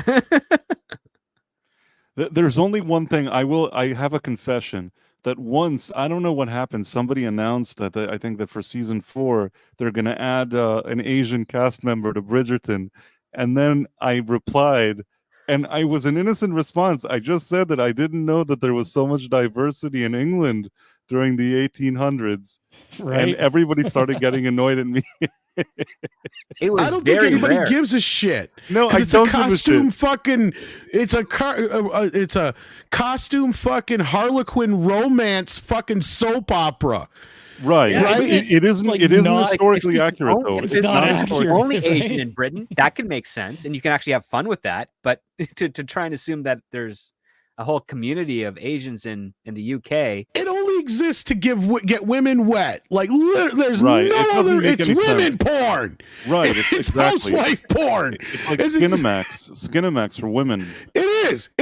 You're not wrong. And I have not really seen much of it. I've seen like clips of it. And I get it. I get why women are into it. There's nothing wrong with it. Where's this group of people bitching about it? Nobody cares. It does well. Plus, Bridgerton does well because it targets that exact audience you're talking about, and they like what they see. I mean, I, as a bystander, when I look at it, think it's ridiculous that in the 1800s, it's not that I care about the diversity; it's just not historically accurate. So I once cracked a joke about it, but I don't think my joke really interested the women that actually watch this show. Exactly. They don't give a fuck. Unless All I they know went is to the United States during railway construction. Like, I'm not. all I know is that the girls on Toxic Femme went on for like a half hour about a scene that had something to do with licking a spoon. Wow. So that tells you the level of what it fucking matters at this point about. Look, the whole show's about who's fucking who. That's it. Yes.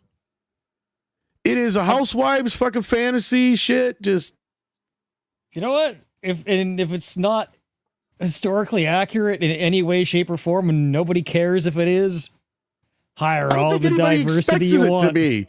I don't think the show's even presenting itself as in any way historically accurate. Just film the spooning and Well, exactly. No, like, so they're basically combining the two because, yeah, at first some people did point out that it is really silly to have people of, I hate saying it like this, but people of color in the time of Lord of the Rings that takes place, even though, because there just wouldn't be. You know what? It doesn't make sense. Regardless But of it being quote unquote But fantasy. Bridgerton is its own story. It is an IP, and if those are the rules, Exactly. then And the rules of Lord of the Rings is it's supposed to be a prehistory of England. Kind of, yeah. they're two completely different things in the same paragraph. Like, You can do it in Yeah. Bridgerton because those are the rules of Bridgerton. Lord of the Lord Rings of the has Rings, rules for Middle Earth, but Right.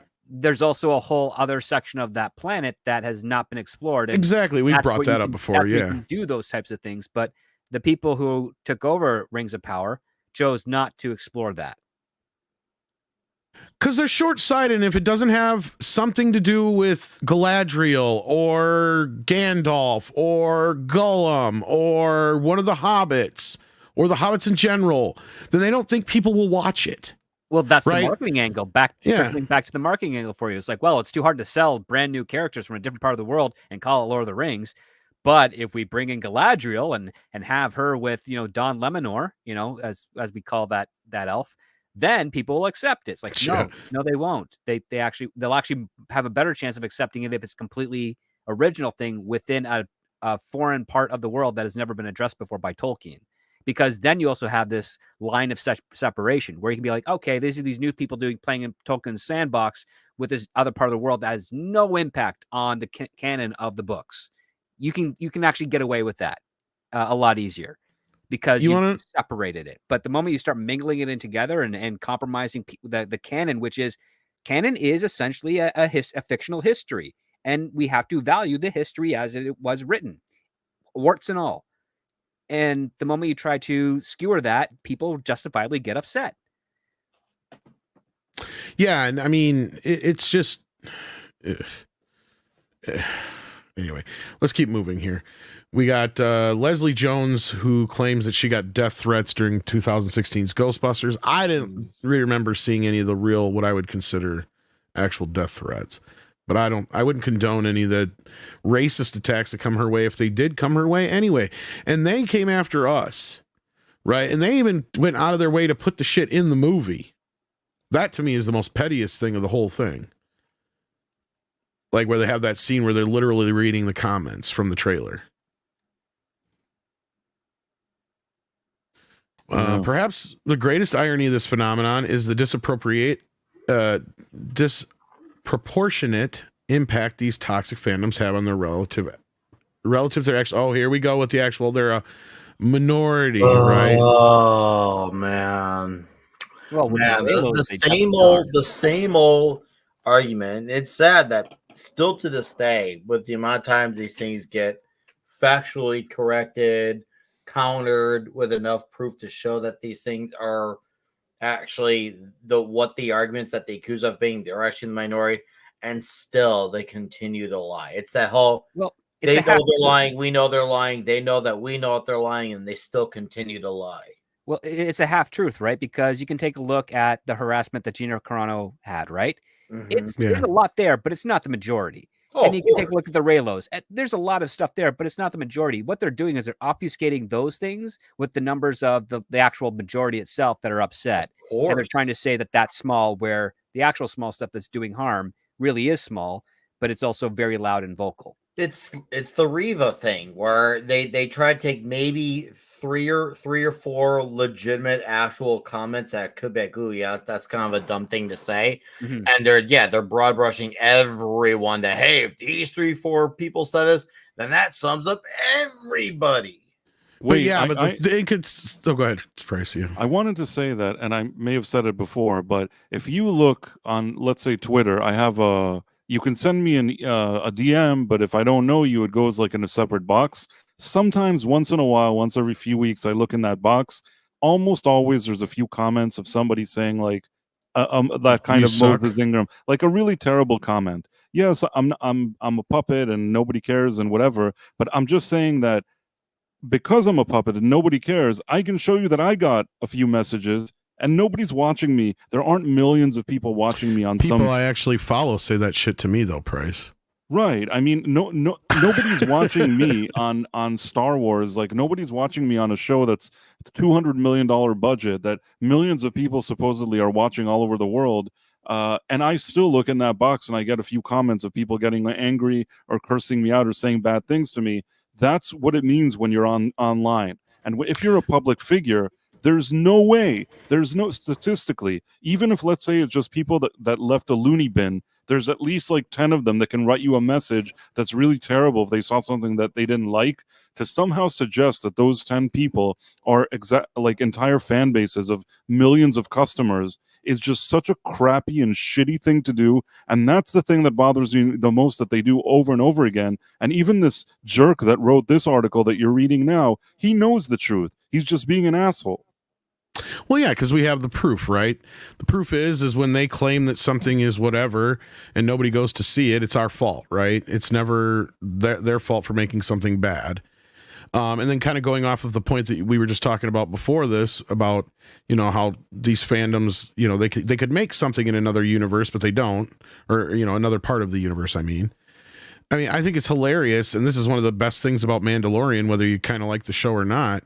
It showed that if you actually do go beyond the normal, like, Skywalker part of Star Wars, or constantly run into the same characters over and over again, basically the show was fine until you started bringing in Boba Fett and stuff, was my point. Like, it was all its own original thing.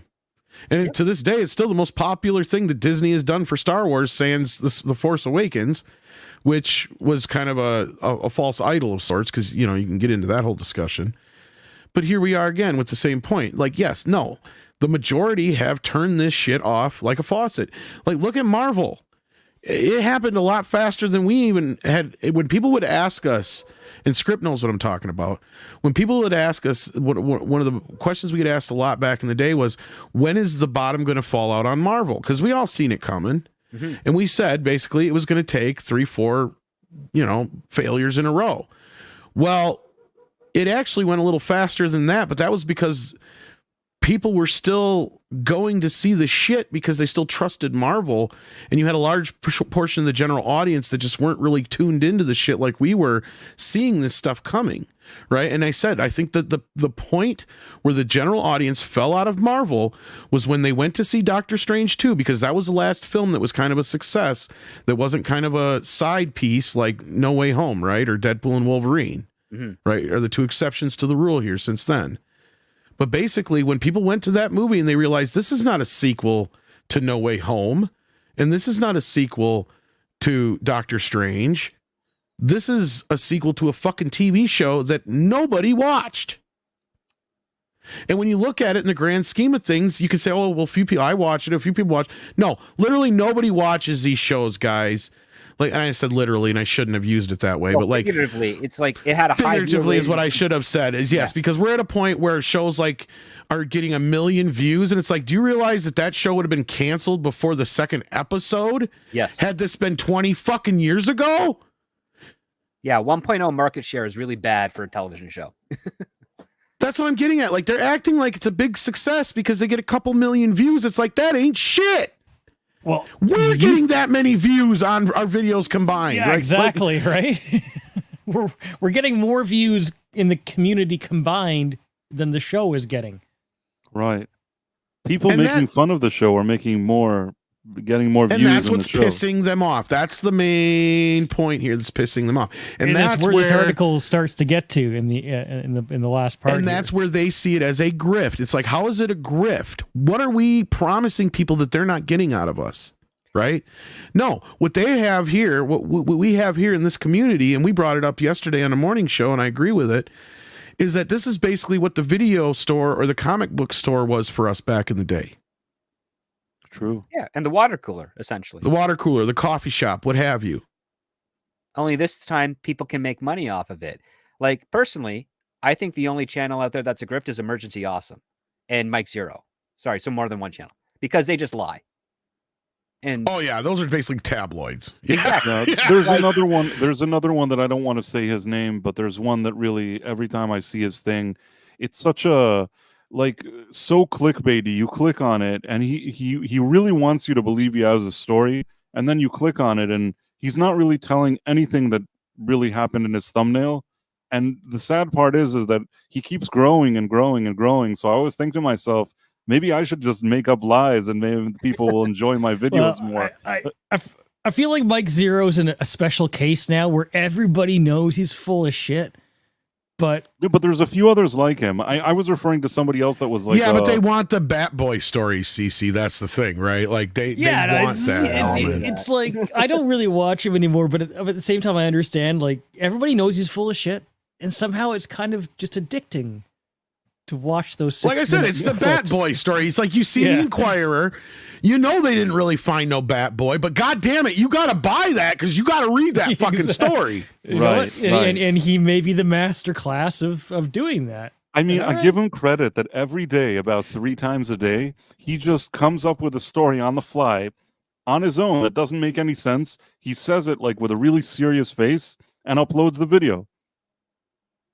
Or, you know, like the lady who married Bigfoot. We got to understand why she married Bigfoot. Well, I mean, the feet give it away. Duh. You don't have to, you know, bury the lead there. But hey, let's get into some Star Trekking because, you know, that's our old stomping grounds. Mm-hmm. Perhaps the irony, the greatest irony of this phenomenon is the we already got that part. The majority of the fandom are casual fans, according to John Van Sitters, a name we know very well around here, VP of the Star Trek brand development, who has been with the storied franchise since the 1990s. The number of people who live and die on their franchises are very, very few. You are so...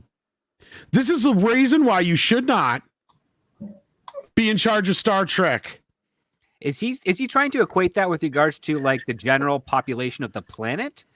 You know, I got to be. I got because this motherfucker had to have forgotten that Star Trek used to be a lifestyle brand. Yeah. It was niche, but it was sustainable.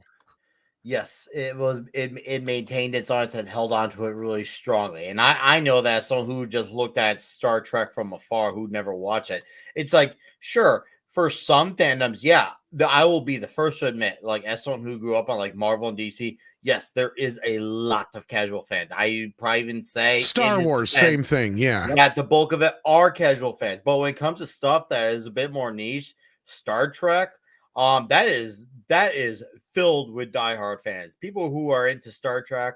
I'd say even I'd say maybe at one point in time, TMNT was dominantly casual, but the people who stuck around, stayed into it, were the diehards and still held on to it before it, it's come up and down.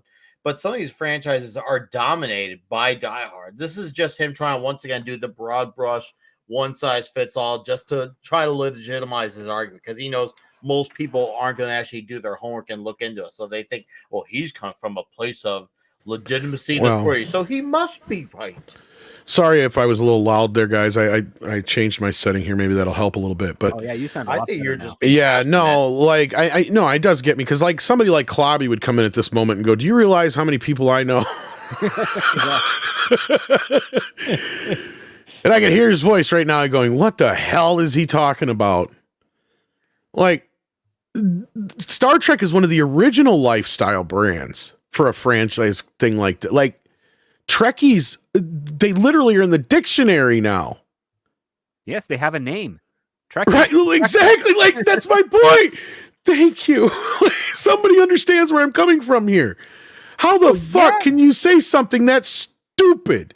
Like when I went into college to get into writing, one of the things I had is I wanted to write for Star Trek because number one, they have the best fans. Even if you screw up, as long as you admit that you're trying not to make a mistake or hurt the brand, they will still accept you. I mean, you still had fans of Enterprise, and Enterprise made a lot of mistakes, and yet people still love that show. And I especially like the last few seasons. Enterprise is great. Sorry, Price. Go ahead. No, I'm saying I like Enterprise. Enterprise is great. Go on. Yes, but like that's what you wanted to do because you're like it's a sustainable, safe place. But then, hacks got in, and instead of trying to live up to what the brand was, they ruined it. And the fans did the right thing. They appropriately responded by saying, "Hey, this doesn't represent what made us fall in love with this. What makes us share this with our friends, with our family, with our children. Why you can't abuse us?"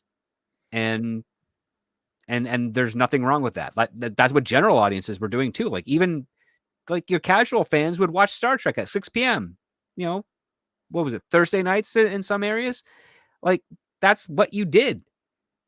And then you'd go and you'd go to regular prime time and you'd go to regular shows and you'd probably have more investment in that, but you always went back to Star Trek because it was a comfort food. It made you think in different ways. These guys know, and even guys like Klobby and Robert and other things, like know the episodes by heart. They know the names of the episodes. You could say, even you are one of these type of people sometimes script write and go, which is the episode of TNG where this and this and this happens? Yeah. And you're like, boom. If you don't even know the exact name of the episode, sometimes you'll know the episode, but usually you do. Right. And that's my point is that's the dedication to this brand. And I didn't mean to go off on that long of a thing on it, but it's so true. It's like, I do want to say that if Enterprise came out today, if it hadn't come out back then, and today there was a show on that level, I think people would be much more warmly receiving it. Oh yeah. They'd be saying Star Trek is back. Right. You wouldn't hear shit about the opening credits either. They'd just be like, whatever. Right. Fuck, who cares? We got Star Trek and you got Scott Bakula. As long as he's not gay. Yeah. True. I agree with you. And I liked a lot. I never even finished the show, but because I got so pissed that they canceled it. But like I loved the first 2 seasons, and I know a lot of people didn't, but I was just like, I liked all 4 seasons. I can understand why people were annoyed at certain things, but I think at the time they had it was like an embarrassment of riches. I don't know what term I'm looking for, but once you have DS9 and you have TNG and you have the original series and you have Enterprise and even Voyager, which that one is not my favorite, but even if you have such a selection, you become kind of greedy and you take it for granted. And I think that today people even recognize that Enterprise was a pretty darn good show. It was definitely, I think it started strong. It had some dips. My favorite character of Enterprise was Charles Tucker III, the engineer Trip. He was really good. Awesome. Like that guy. And I like Ensign Sada was all right. T'Pol, I liked T'Pol. I thought she was good, and she really presented herself in a way that I thought was appealing. No, I actually Reed, but he was a hard character to enjoy. Again, I agree with you wholeheartedly. Like at the time, I think we were more resistant to it, or the fans were more resistant to it because we had an embarrassment of riches. You said it best, Price. Like, and that's kind of the reason where I fell out for a while, just because I got just so saturated with Star Trek. It's like I can't keep up with all this. 3 shows running at there's always 2 shows plus the movies throughout the 90s because there was right. Because for one season at TNG and DS9 overlapped, and then another season it was a few seasons it was DS9 and Voyager were overlapping. The entire decade of the 90s was Star Trek owned. And as I postulated on this channel and other channels, it's like when Star Trek Enterprise was canceled, that's when the world started to act crazier, because we no longer had a North Star for us as a society to look to and aspire to anymore in our fiction. True. Yeah, well, let's keep. Guy here and then around that time, you have the rise of he's a dumb shit. Abrams. Sorry, yeah, well, Vance Sitters should have never been anywhere near this shit. And those who come after things that they, espoused to love with Venom are really, really tiny subset of that really smaller subset of fandom. It's just much easier to see it now. I don't know that it's really that much broader than where the things were in 1995. It's just that the bullhorn wasn't there. There is a fucking documentary. 2 of them. 2 of them. 2 of them. It had a sequel. Directed by Denise, Motherfucker. Crosby. Are you shitting me right now? The Star Trek fans are the most pedantic fans in the fucking world. And I love them for it. Because y'all kept shit so tight. It was tighter than a virgin's asshole at Diddy's house. Okay?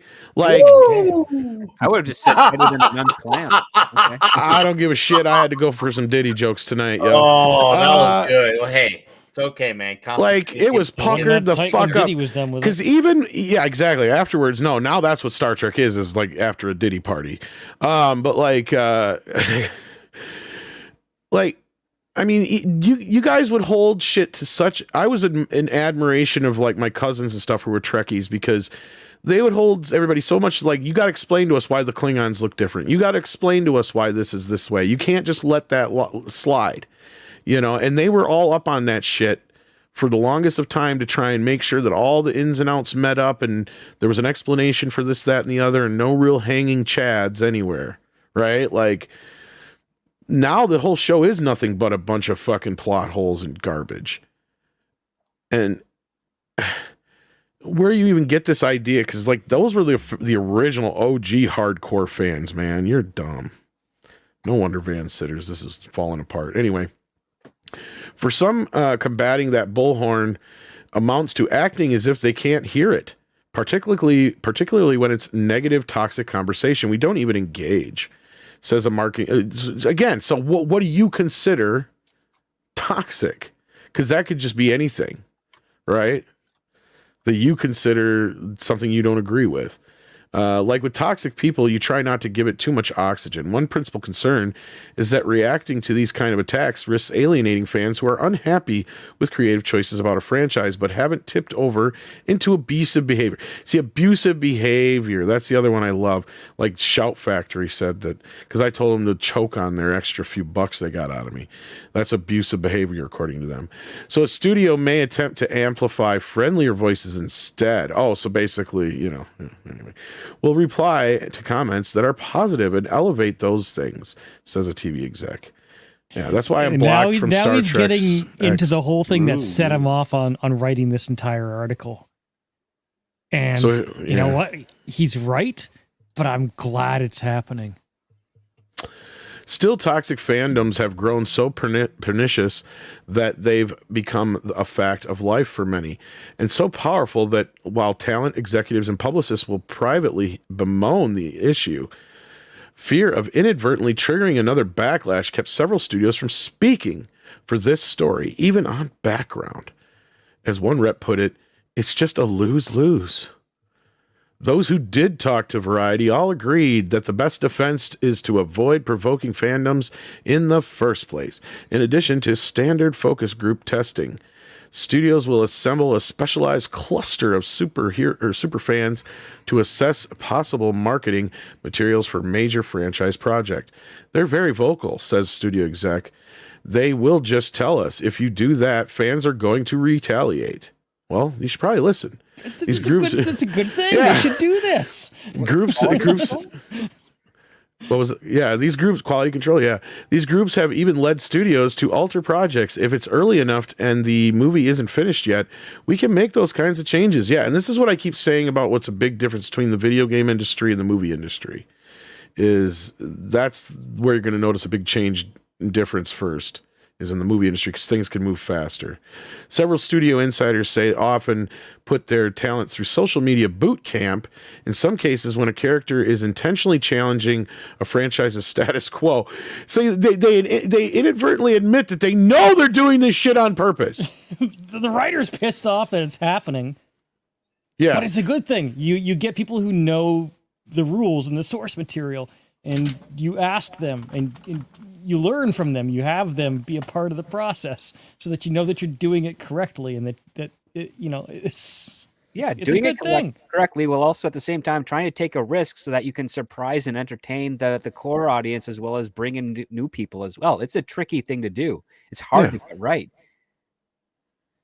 Yeah, totally. I mean, we were talking about this yesterday with the how I'm somebody who's not exactly against remakes, but they're a fine line. You find the right person with the right voice and you have a possible winner on your hands. But if you're just doing it to remake a movie, well, then what the fuck's the point? Right. And then, Tom, you and we had a stream with Scribelight, like what, a year and a half ago? Yeah, something like that. Nightmare on Elm Street, doing a pseudo sequel to that. Yeah. And you made great points, but then when you realized what we were trying to get to, you were like, oh, wait, that works. And that's the type of thing, that goal that you want with the fans or with someone that's a fandom of what's going on with it, right? Like you want to hit that point where you both get on the same page so that you can run with it, because if you can get that one guy on the same page or the group on the same page, you have a better shot of having all the other fans follow through with that and actually really be able to take something fun to them. Well, and that's where like a lot of these, and you can probably speak to this a little bit better, Script, where I feel like a lot of these writers' rooms now become nothing more than like fucking safe spaces for these people.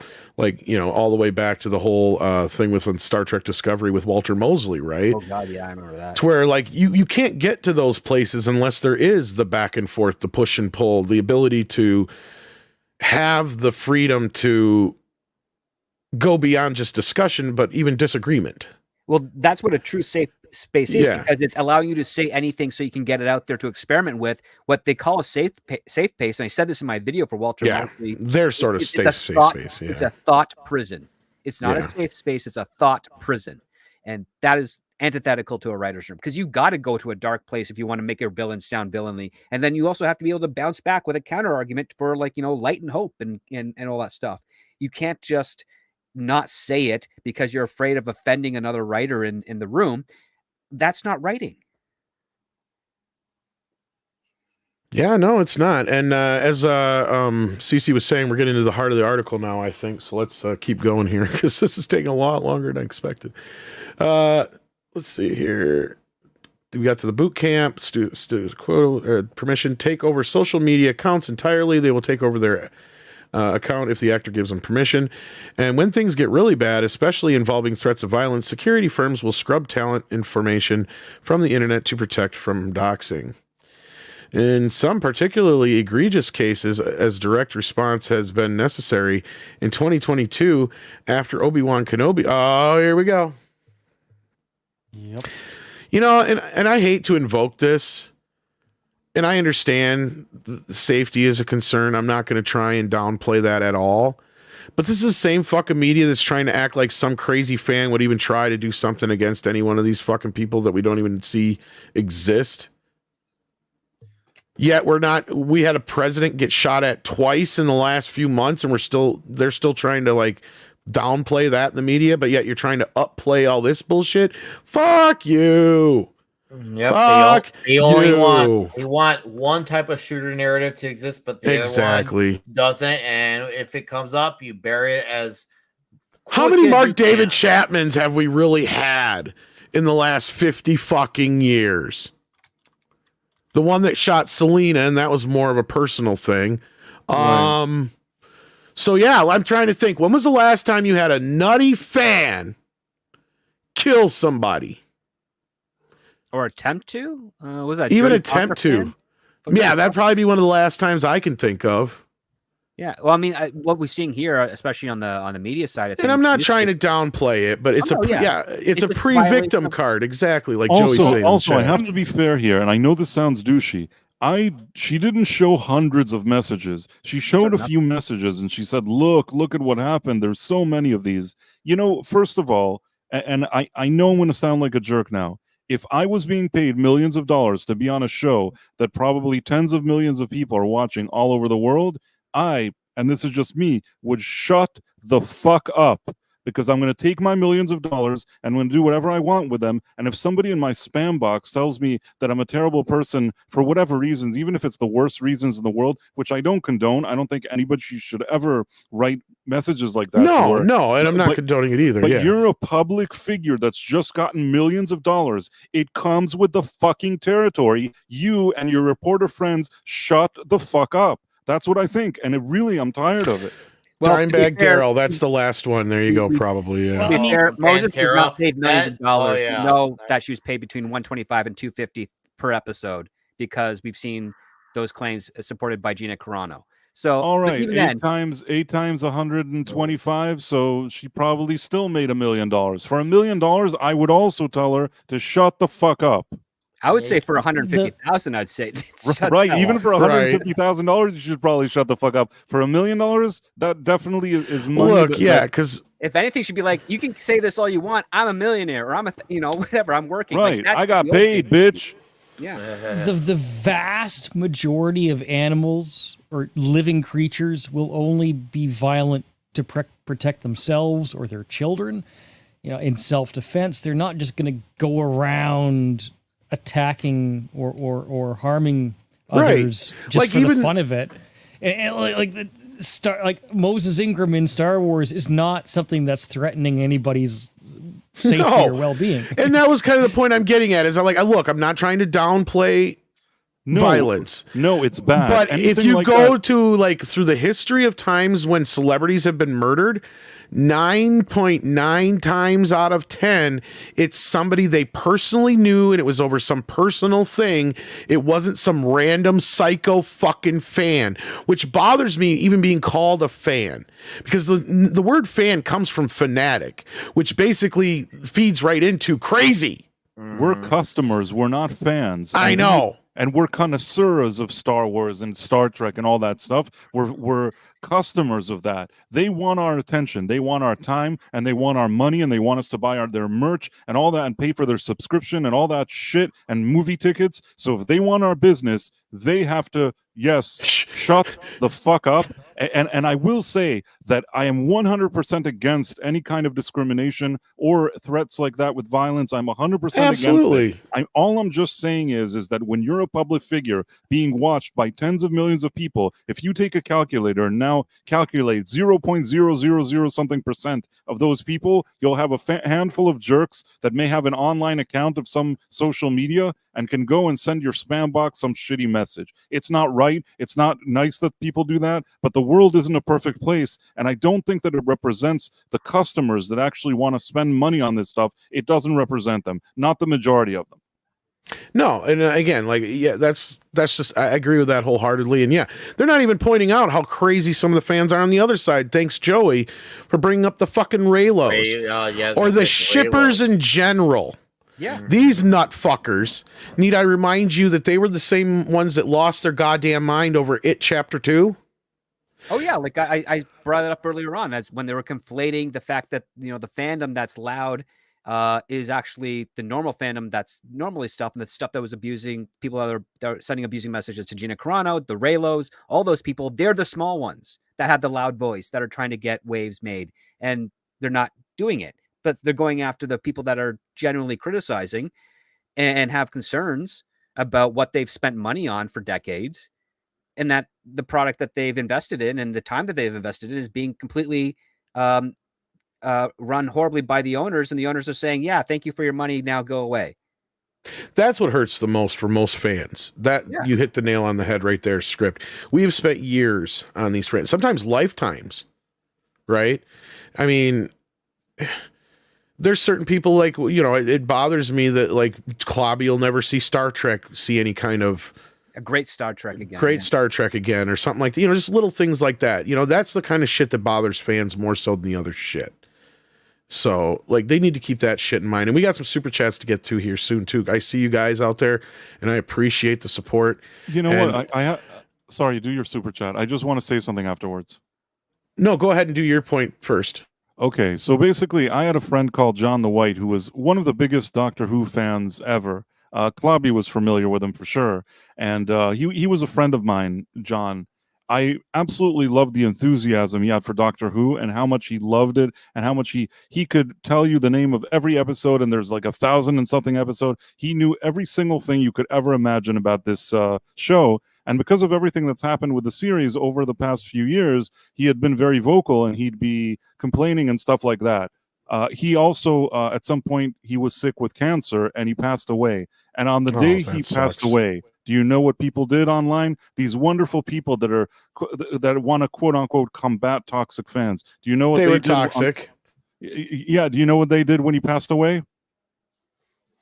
They celebrated. They sat around and said that it's so great that a man who had a family died of cancer because he didn't like what was happening to a TV show, and they thought it was so good, and they loved like all the woke stuff, and they got upset that he didn't like it, so they were happy that he died and were celebrating. So at the end, who's the toxic people? Who's the toxic fans here? People that like properties that actually want to see them do well and want to see them thrive and invested their whole lives in loving these franchises, or these jerk-offs that most of the time, only recently, they're like tourists. They saw some two couples, they said it was some, or the ones who go after lesbians. Anna and shit for like will use her sister's death or something against terrible. I've seen that too. You know what, I know that some people agree with her, don't agree with her. When I see those type of comments about her sister, it makes me sick. And nobody in these kind of articles, as this guy for Variety, this sniveling guy that wrote it, they never tell any other angle or any other story, or they have nothing to say except for, you toxic fans, you didn't like it, you toxic fans. That's all they can say. And sorry for the rant. No, you're fine. You are 100% fine. Grand Admiral Adam. Oh, sorry, CC. Go ahead. Oh, it wasn't CC, it was me. It's just, when they come in with the toxic fan con, these are Johnny come latelys who want to get in on these things because they are the talk of the town. Now that geekdom has had this mainstream sense of appeal, they don't realize that how geeks and nerds operate within these perimeters, that how we operate, how we have our discourse, how we have our dialogue. This is how we've done things before them, and we will do things after them. They don't understand that having these conversations, that's our thing. That's our daily things. We go through the ins and outs, the ups and downs, whether it's about what restaurant so-and-so eats at, or we talk about the numbers and the viewership.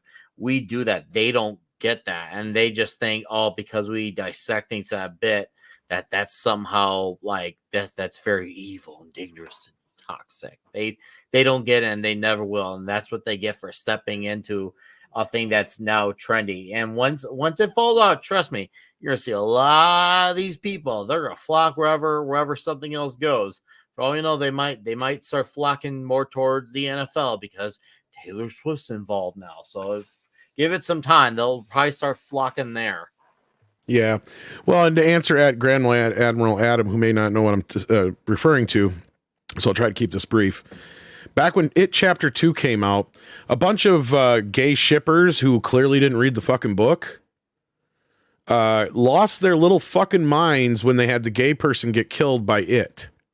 And I couldn't figure out, why are they so pissed, other than the obvious stupidity? It doesn't still, even if that's the case, why are they this fucking upset? I couldn't understand it. Well, because first I didn't know it was the shippers. Then I found out it was the shippers. That's probably the part I should have left out first. But that's what's relevant, because I come to find out after doing a little research, these dumb fucks had shipped the Babadook with Pennywise as a gay couple. And they saw it as Pennywise going against being an ally or going against the gay community by killing the gay kid in it. But it's Pennywise, like, well, if you anything, he's a fucking alien, yeah, or whatever you want to call it. Like, yeah, go ahead. No, that's it. It's just the simple point. Pennywise is an alien. It has no sexual preference, as we know of. It's never been explored in books or other adaptations. So they have just fabricated a fantasy and then got upset when that fantasy didn't play out the way they were expecting it to. But we're the crazy ones. Yeah. We're the crazy ones. Just let that sink in for 2 fucking seconds. Oh, Lord. So yeah, like I said, we're gonna get to these super chats, guys. You guys have been very generous, and you guys have been waiting for a while. But we got to get through the rest of the story here too before we get too long in the tooth. But they keep talking about Star Wars, and then later in the year it was the Steven McGregor thing, because yeah, that's one of the things I was defending when he made that video, because he says something that's very smart. If you're sending her bullying messages, you're no Star Wars fan in my mind. Everybody on this panel, everybody that's criticized that show would agree with that. Yeah. And I don't think I knew anybody who was, so I don't know why that even. Neither do I. Yeah. Made him sick to his stomach anyway. Later in the year, the cast of Rings of Power condemned the relentless racism threats, harassment, and abuse. And the original actors even posted photos of themselves wearing clothing featuring the. Yeah. So, is there anything else in this article that was really worth getting into? There is one other way to handle toxic fans on the internet. Stay off of it. Well, that's true. I'm online, so I'm protected. Says frequent Marvel. Or I'm not online, says Elizabeth Olsen. Generally, it's a lot of positive experience of making kids happy. I ignore the other stuff. Well, and you're not somebody who's really gotten a lot of vitriol probably either. But on top of that, that's actually a smart thing to do. Like, there's another, what is it? Daisy Ridley says she ignores that other stuff. Yeah. That's fine. She did until recently, anyway. No, she did. I mean, I read the article in French. I saw what she was saying there. Yeah. I think the heart of the article is that people in the industry were asked how they're handling this, and clearly there is a movement towards actually maybe trying to respect the rules and of the IPs a little more than they used to. Ask people who know the source material what will be a good decision or a bad decision to respect the source material and honor it and attract fans. And I don't think the writer was too happy to hear that. So, but I'm encouraged that things may be moving in that direction. That was my takeaway anyway. There's a whole lot of fill in that. It was a very long article, but that particular section seemed to be at the heart of what instigated it. Oh, absolutely. And it also comes down to principal storytelling, right? So even if you don't know the franchise, you know the rules of storytelling and you know the rules of the characters, and you're coming into this new IP. It's like, okay, well, now I got to learn. And then you understand what direction you go with those characters and what you can get away with and what you can't get away with. It helps when you have a person who knows material forwards and backwards, because you can get through a lot of stuff a lot faster. But just a good storyteller who can do it on their own, that's called research. That's called writing what you know and knowing what you write. And that's the paramount aspect of what it is to be a very successful writer. We've seen the montage of those other writers and other people that call themselves creative forces in Hollywood saying, oh yeah, we were told by the studio, don't do any research. Don't do any of that stuff. Yeah. You don't have to listen to them. Do it anyways. It's your job.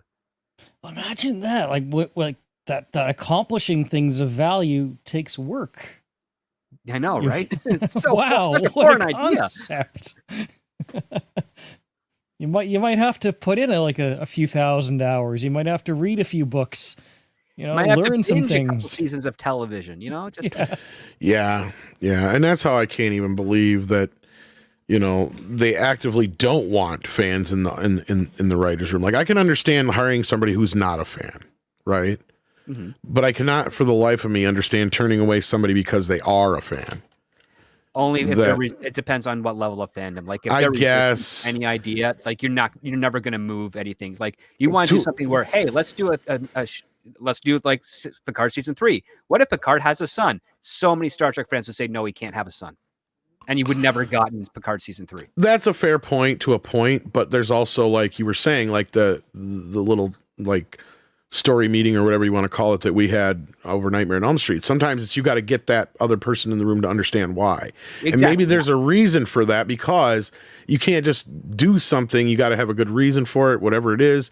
So again, that's the kind of challenge you sometimes need in the room. That conversation out. Have the someone who sees. I'm not saying an untalented writer. I'm saying somebody who happens to be a writer and a fan, right? I'm saying don't just let fans get the job, right? Yeah. Have them show a reason to why they would be significantly an asset to the production. If since you're using the subject of Picard and his son, explain the counter of the both sides of the coin. Show, hey, why this could be good, why this could be bad. What can we do to make this idea work? And can the good outweigh the bad? And if the good can outweigh the bad, well, then by all means go for the idea. I mean, people who even grow up on source material, they can negotiate too. They're not that negotiable. Yeah, there'll be some that's be more than others, but there are some who are more negotiable. If you bend around things without completely breaking things, they can still right within those confines. It's not like it's impossible to happen. Oh, the writer can, absolutely. But I mean, I worked on some smaller properties that do have a very tight, strong fan base, and I have seen them be like no to anything. Even when we got the original writer involved who said that they're pitching the idea, they told him to his face, no, you can't do that. And it's like, okay, those are not helpful, but some people just love the stuff that much. It's all about, I mean, that's the one of the things that I do in writers' rooms too. Whenever we pitch a new idea, it's like, okay, what is the worst way this could go? What is the best way this can go? And how do we make sure we don't fall into the worst way?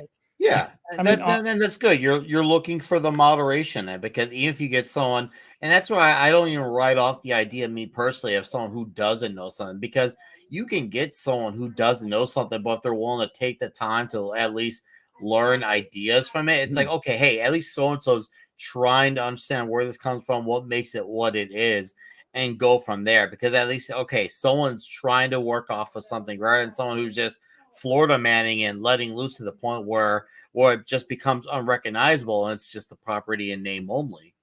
Look, I know there's mixed opinions about Terry Matalas, but he knows how to play the game politically, and I think he still has talent. Like he gets the most out of his talent. Like his rendition of 12 Monkeys, the first season tried to kind of follow the source material. Then he went way off in his own direction, but it was okay because it was creatively interesting. There were some fantastic episodes. He used the theme song from the movie one time in the whole show, just one time, and it felt earned. And the finish of the series landed. And then he took his entire creative team and brought it to Picard season 3. And maybe it was a matter of circumstance that they were in a hurry and they needed that season 3. They needed somebody, without having to really go through the whole process. Well, he snagged on it. He obviously talked to the right people the right way, and he got his entire creative team from that 12 Monkeys show over to Picard season 3. And then he was stuck with the art design of Picard and all that dim, awful lighting. And what did he do? He recreated the original Enterprise with its original better lighting, and he brought that into the show. He wasn't able to follow up on it with any further seasons or creative process, but he was still finding a way to navigate through all the muck, right? And create something that was more honorable to the source material. There's the one thing that you have difficulty arguing against is that he definitely had a love of Star Trek, like, and some of the people that criticize it, and I understand their criticism, they definitely say, well, his love was a little bit too strong in one area, and I'm like, I don't disagree with that, but at the same time, it's one heck of an epilogue to All Good Things, and it does what a lot of people who are watching Star Trek at the time needed. And he knew how to negotiate. He was very fortunate that Akiva Goldsman and Alex Kurtzman and co. were so disinterested in doing a third season that they literally just left him alone and did their own thing. And he had that flexibility. And since then, they've been bitter and jealous. Yes. I think he was smart enough to see it, too, to recognize the situation, which is kind of how you build a good career, too, right? You have to recognize this is a situation where I can succeed, and I'm going to take it, and I'm going to succeed and build a better resume. If you pick the wrong projects, you end up... I mean, also, I have to be honest here. The guy then surprisingly got on a stream with, like, Gary and Critical Drinker and I don't know who, and was just, talking to them. That shows a level of dialogue that I usually don't even see from people in Hollywood. So I think that he really wanted to make an effort to do something. It's not perfect. I think that it could be criticized in some places, but the overall intention wasn't bad with Matalas, I think. Yeah, at the end of the day, I think his heart was in the right place, at least for the idea of it. Yep. And that's again where you can kind of make certain things work where, yeah, sure, you can ask the question, well, why not? Why can't Picard have had a son at some point in the last 20 some years with Beverly? Like, why is that out of the realm of possibility? It's not. Right. So in that case, there's a start. That's a bridge to the next thing that, then you can keep growing from there. But again, the things that Picard actively did, from my understanding, because I only watched like a couple episodes, I didn't watch the whole thing.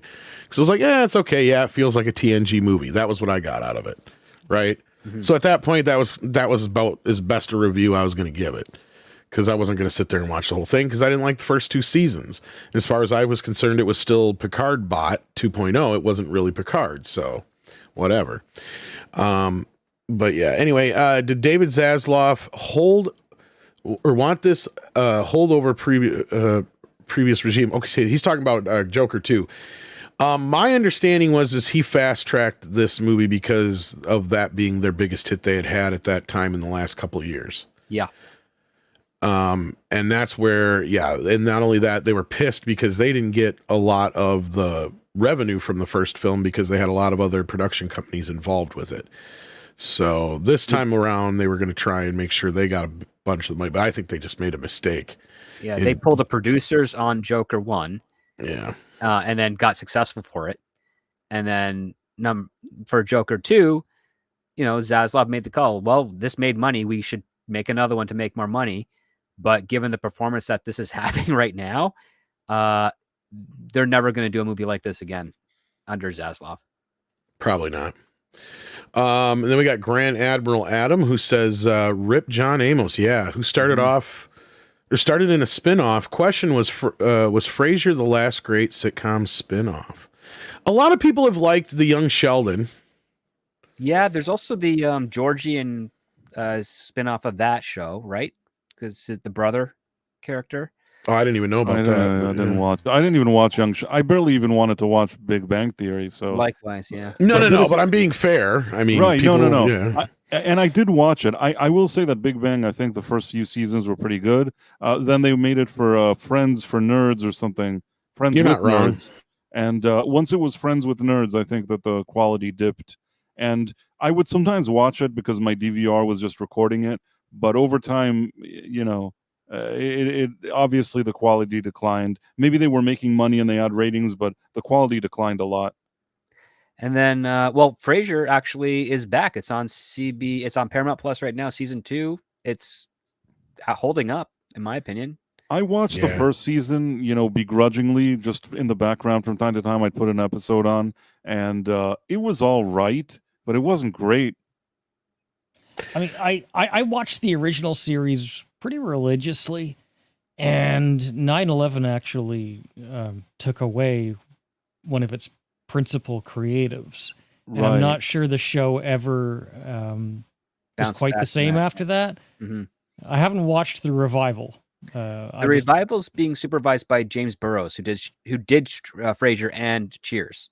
So it's got enough there, but I mean, it's a lot better than the other revival comedies that have appeared to it, but it's also got enough of the original tone of Frasier that it's sustainable. But I think it's still finding its footing because, again, these are now shorter seasons. These are 10-episode seasons, right? So, it's taking a little longer for it than ever. But I still say, if you're a Frasier fan and you like listening to Kelsey Grammer, and aside from the son and the next door neighbor, the other characters that they brought in are pretty good. So they're working their way up. I still think you should give it a chance. Yeah, and as far as the John Amos thing, that's weird. I don't know if you guys have been keeping up with this at all. I haven't really. Hey, passed away a couple weeks after James Earl Jones, his family. Yeah. And now his daughter's claiming that his publicist came in claiming to be his daughter, and this is how they just found out, like everybody else, that he had passed away, and they hadn't been able to have there's some shit going off. I know that there's a documentary about him that his son was making with him that's scheduled to be released soon, because it's called America's Dad, and I'm kind of I'm trying to keep tabs on this as well, because I liked him in a bunch of the stuff that he's that he's been in, and I think He's a good actor. integrity he had for going against Glenn A. Larson on Good Times and saying no, we're not doing this, and then getting fired from it. You don't get many actors that have that level of integrity, especially in that period. Yeah. No, this is one of those things. Norman Lear though. Oh, sorry. Yeah, maybe Norman Lear. You might be. Was Yeah, it? Glenn A. Larson was Knight Rider and those kind Knight of Rider shows. and Battlestar. It's fine. They're both veteran producers, but I feel like that was a very Norman Lear thing. The Good Times one. Yeah, because Norman Lear did All in the Family, and It was a Jefferson spin-off of Right, something. it was a spin-off of a spin-off of a spin-off. I got them confused. My Yeah, bad. and No big Action deal. Com. I'm probably the only one that would have noticed it. Yeah, and then Action Com sent in 5 earlier to bring up Uncommon Valor. And yeah, I did see you brought that up in the chat. Actually started that trend and should be a Toxic Tuesday on its own. Yeah, that's probably a good candidate for Toxic Tuesday. Although Uncommon Valor was well known, it didn't have the impact, right? Like on the large impact that like Rambo did was my point. And Missing in Action even more so too, or less so, but more so than Uncommon Valor. I mean. But yeah, no, that was pretty well received as far as the critical wise one and such, but I don't remember it doing as well at the box office compared to the other two, was my point. And just got more attention, that's all. Then you got hashtag Everything Burns, who sends in 14 South African Rand, says, I miss looking forward to film and TV, not this terror. Yeah, I mean, the only thing coming up here in the next few months I'm looking forward to is Nosferatu. That I can think of anyway. Well, I mean, yeah, there's Nosferatu. Some people are like Tulsa King has started back up. I still I'm already watching that. Yeah, I gotta mean, watch that. That's active as far as I'm concerned. I mean, I've talked about but, I'm still liking Only Murders in the Building, and so is Paul Chato, and we're gushing over that. And I know a lot of people out there don't like it, but whatever, it's fine. You don't have to. I liked the first season, but I told you that the second season, in the first season, she was in a relationship with a man, Selena Gomez. In the second one, she's into women. There was a bunch of everything around started peddling propaganda. And I just after that second, and not only that, the second they ramped up the propaganda, the second season actually wasn't very funny. So I just kind of gave up on it. They go back to the well, and it's really funny. And she's also dating a guy again. Oh, so maybe they tried to course correct. I don't know. Oh, they did. Like third season is hysterical. I told you maybe I'll give it a chance. Just because you say it's good, then I may give it a chance. But really, when somebody does what they did in the second season, as far as poetic justice goes, they probably don't deserve my business anymore. But maybe if I'm in the right mood, I'll try it. Yeah. Well, I think CC has to leave us quick here, so I'll give him an out if he needs to. Yeah, I mean, it just depends how long we're going to go. 10, 15 minutes. I got a few more of these super chats. I have no idea how long it'll be. All right. He said. Well, I was just going to say congrats on your new channel. Yeah, thank you. Hopefully it keeps going. Yeah, you're almost up to 2,000 subscribers, so I hope it launches great with the Nosferatu. Fingers everything crossed. you're going to do with that. I'm excited. I think it's a great concept. It is a great concept because they've been having some really great videos lately that have been weighed down, and people should be watching. Like that Beetlejuice video that was put out like a month ago. One of the best videos I've seen on this channel, straight up. It's better than the second movie. It was so. Probably, yeah. No, I'm not as polarized as everyone else is on the second movie, but I'm just saying that video was a great piece of knowledge. I found out stuff that I already knew, learned a bunch of stuff, and I was entertained. And the music was great in that video. It was. I didn't even realize it. 20 plus minutes had gone by. I was like, I could have used even more. Yes, yeah, so I don't have much going on my own channel, but I wanted to pump up your new channel. I appreciate it. It's a really exciting concept, and I wish you the best with it. Well, I dropped a music video yesterday for my Inspired By soundtrack, so check that out too if you haven't yet. All right. But cool. With that, thank you, CC, for being here. Hopefully we can get back to karaoke this week. I'm missing it. All right. And I got my new mic now, so hopefully it sounds beautiful. Ah, nice. All right. Well, you take care of yourself. Take care. All right. And then let's see. We got that one. Okay. Here we are. We're on this one. ActionCom sent in another 5 and says, even Rambo didn't have the guts to go all the way. Rambo 2 should have had the Vietnamese as the bad guys. Instead, they went with the Russians. Yeah, I get what you're saying there. Yeah, but given the terrible outcome of the Vietnam War, it'd be hard for Americans to believe that the Vietnamese would be. Not just that, it might be in poor taste of some sort. Yeah. Russians were all the rage in the 80s, man. Exactly. Like, I mean, well, then you got to give Rocky credit, not Rambo, for single-handedly ending the Cold War. So, because, if I can change and you can change, maybe we all can change. Oh, I love that speech. Then Everything Burns sends in another 35 South African rands. What are you doing up so late, man? Usually you're up in the morning showtime. It says when Discovery episode 1 aired on CBS in 2017, it had 12 million viewers. In the pandemic, it lost to the CW on CBS. Yeah, I know. Isn't that crazy? Even then, to think that was only that many years ago. And I still can't believe they got, and the only reason it probably got 12 million viewers is because it was right after the Super Bowl, wasn't it? Right after the Super Bowl, yeah. And 3 years of buildup. Because remember, they announced that in 2014 with just that first version of Discovery that fans were not too thrilled by, but were interested in. And then when it was supposed to debut in 2016, and then it got delayed a year, that stirred up a whole lot of more anticipation. And then on top of that, they're like, the gimmick was, oh, is it an anthology series? Oh, no, we're going back. It's going to be another ship that's before the Kirk era. That got fans excited. And then they saw that first episode at 12 million viewers. And then the subsequent episodes, the audience was dropping half every episode. Yeah. Pretty much.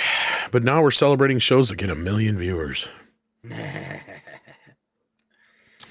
And then we got Weird in the house who sends in 2 Australian dollary dues and says, Tom, look up Warhammer 40, The Awakening. Is it a video or what is it? Yeah, I was going to say, I think he's going to need some specifics. Weird. If it's a video, I can't stay for that. I want to be ready. Yeah, I was going to say. It depends on what it is, yeah. Is it a fan film or what is it? Fan animation short movie. Okay, well, we can't watch the whole movie, but we can watch a few seconds of it here because it's like 50 minutes long. It's like a full-on movie. Ooh. So for your Warhammer fans out there, Weird wants you to know about this one here. This is called The Awakening. So there you go. It's non-canonical. It's a fan film.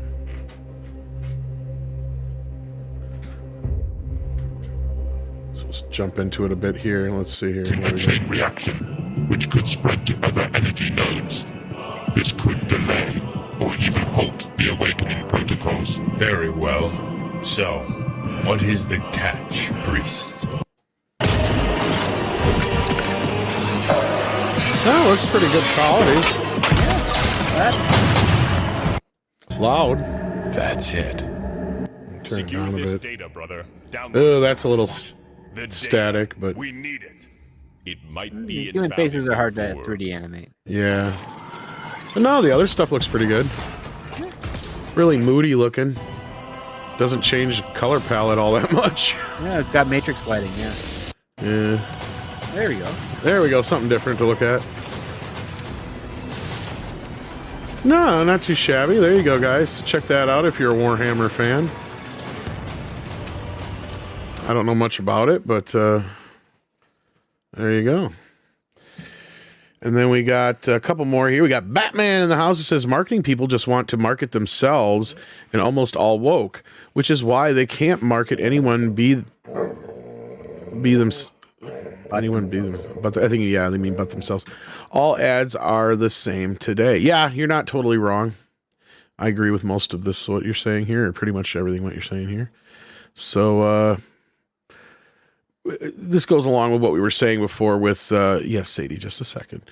You know, with the whole idea that they should be able to market anything. It doesn't matter what it is. But yeah, I think they're pushing their agendas on it too much. And some of these people, I just don't think they don't either have the experience or the proper education. Or imagination.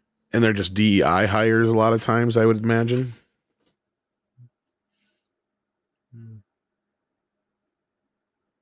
Yeah. Then we got SFX 314 Sabretooth Raptor with 5, who says the final episode of Enterprise was by far the worst. Wish they finished it off and do the Romulan War. Well, I'm sure everybody involved with the show did. But, Yeah, the second to last episode of Enterprise was way better.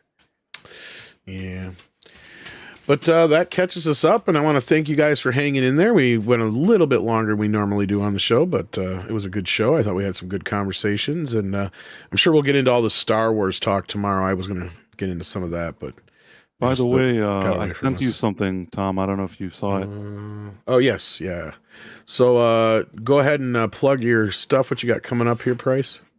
Well, there at 10 p.m. there's Quantum Leap Revisited, where we're going to be talking about a classic episode of Quantum Leap, and hopefully Script will be there as well. Oh, yeah. And then at 11:45 p.m. on my live stream channel, there will be the Night Owl. All right. Sounds good. And this will redirect you over to the Quantum Leap podcast, where I believe Script will be joining you, like you just said. Oh, yeah. It's going to be fun. And what else you got going on, Script? This Saturday, Scripts on Saturdays. We're going to continue our horror scripts that we're reading. So, yeah, come check us out 7 p.m. Saturday night, 4 p.m. Western time, Pacific. And, yeah, we'll get on to that. Did you say horror or whores? A little both.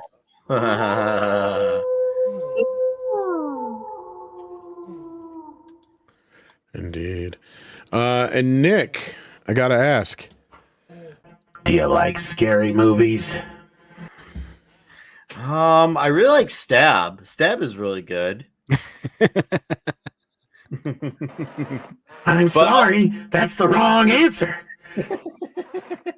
Yes, so Toxic Tuesday, we'll be back next week with Spooky Month, mostly Spooky Month, and we're going to be coming in hot with Scream next week, which I can't wait because I feel like that first Scream was absolutely awesome, and I'm so glad we get to talk about that. And yeah, Klobby's Comic Shop tomorrow night as well, and of course, for the rest of you lots, who, if you're going to Price of Reason's show with Script Doctor, stay in your lane and go there. If you're not going there, I'll be on TNT, Comics Division, and the Dix Division. So, yeah, it was a really good show tonight. I think we all had a little bit of a say, extra than usual. It was a really engaging show, and I think the chat liked it as well. Thanks for having me. It's been a good show. I hope to see you guys either on TNT or on my channel on one of my streams. Thanks again. Excellent. Yeah, I may bop in just to talk Joker, but I do have some work to do, so we'll see. But with that, take care of yourselves and each other, and until next time, always keep learning. The more Tom knows,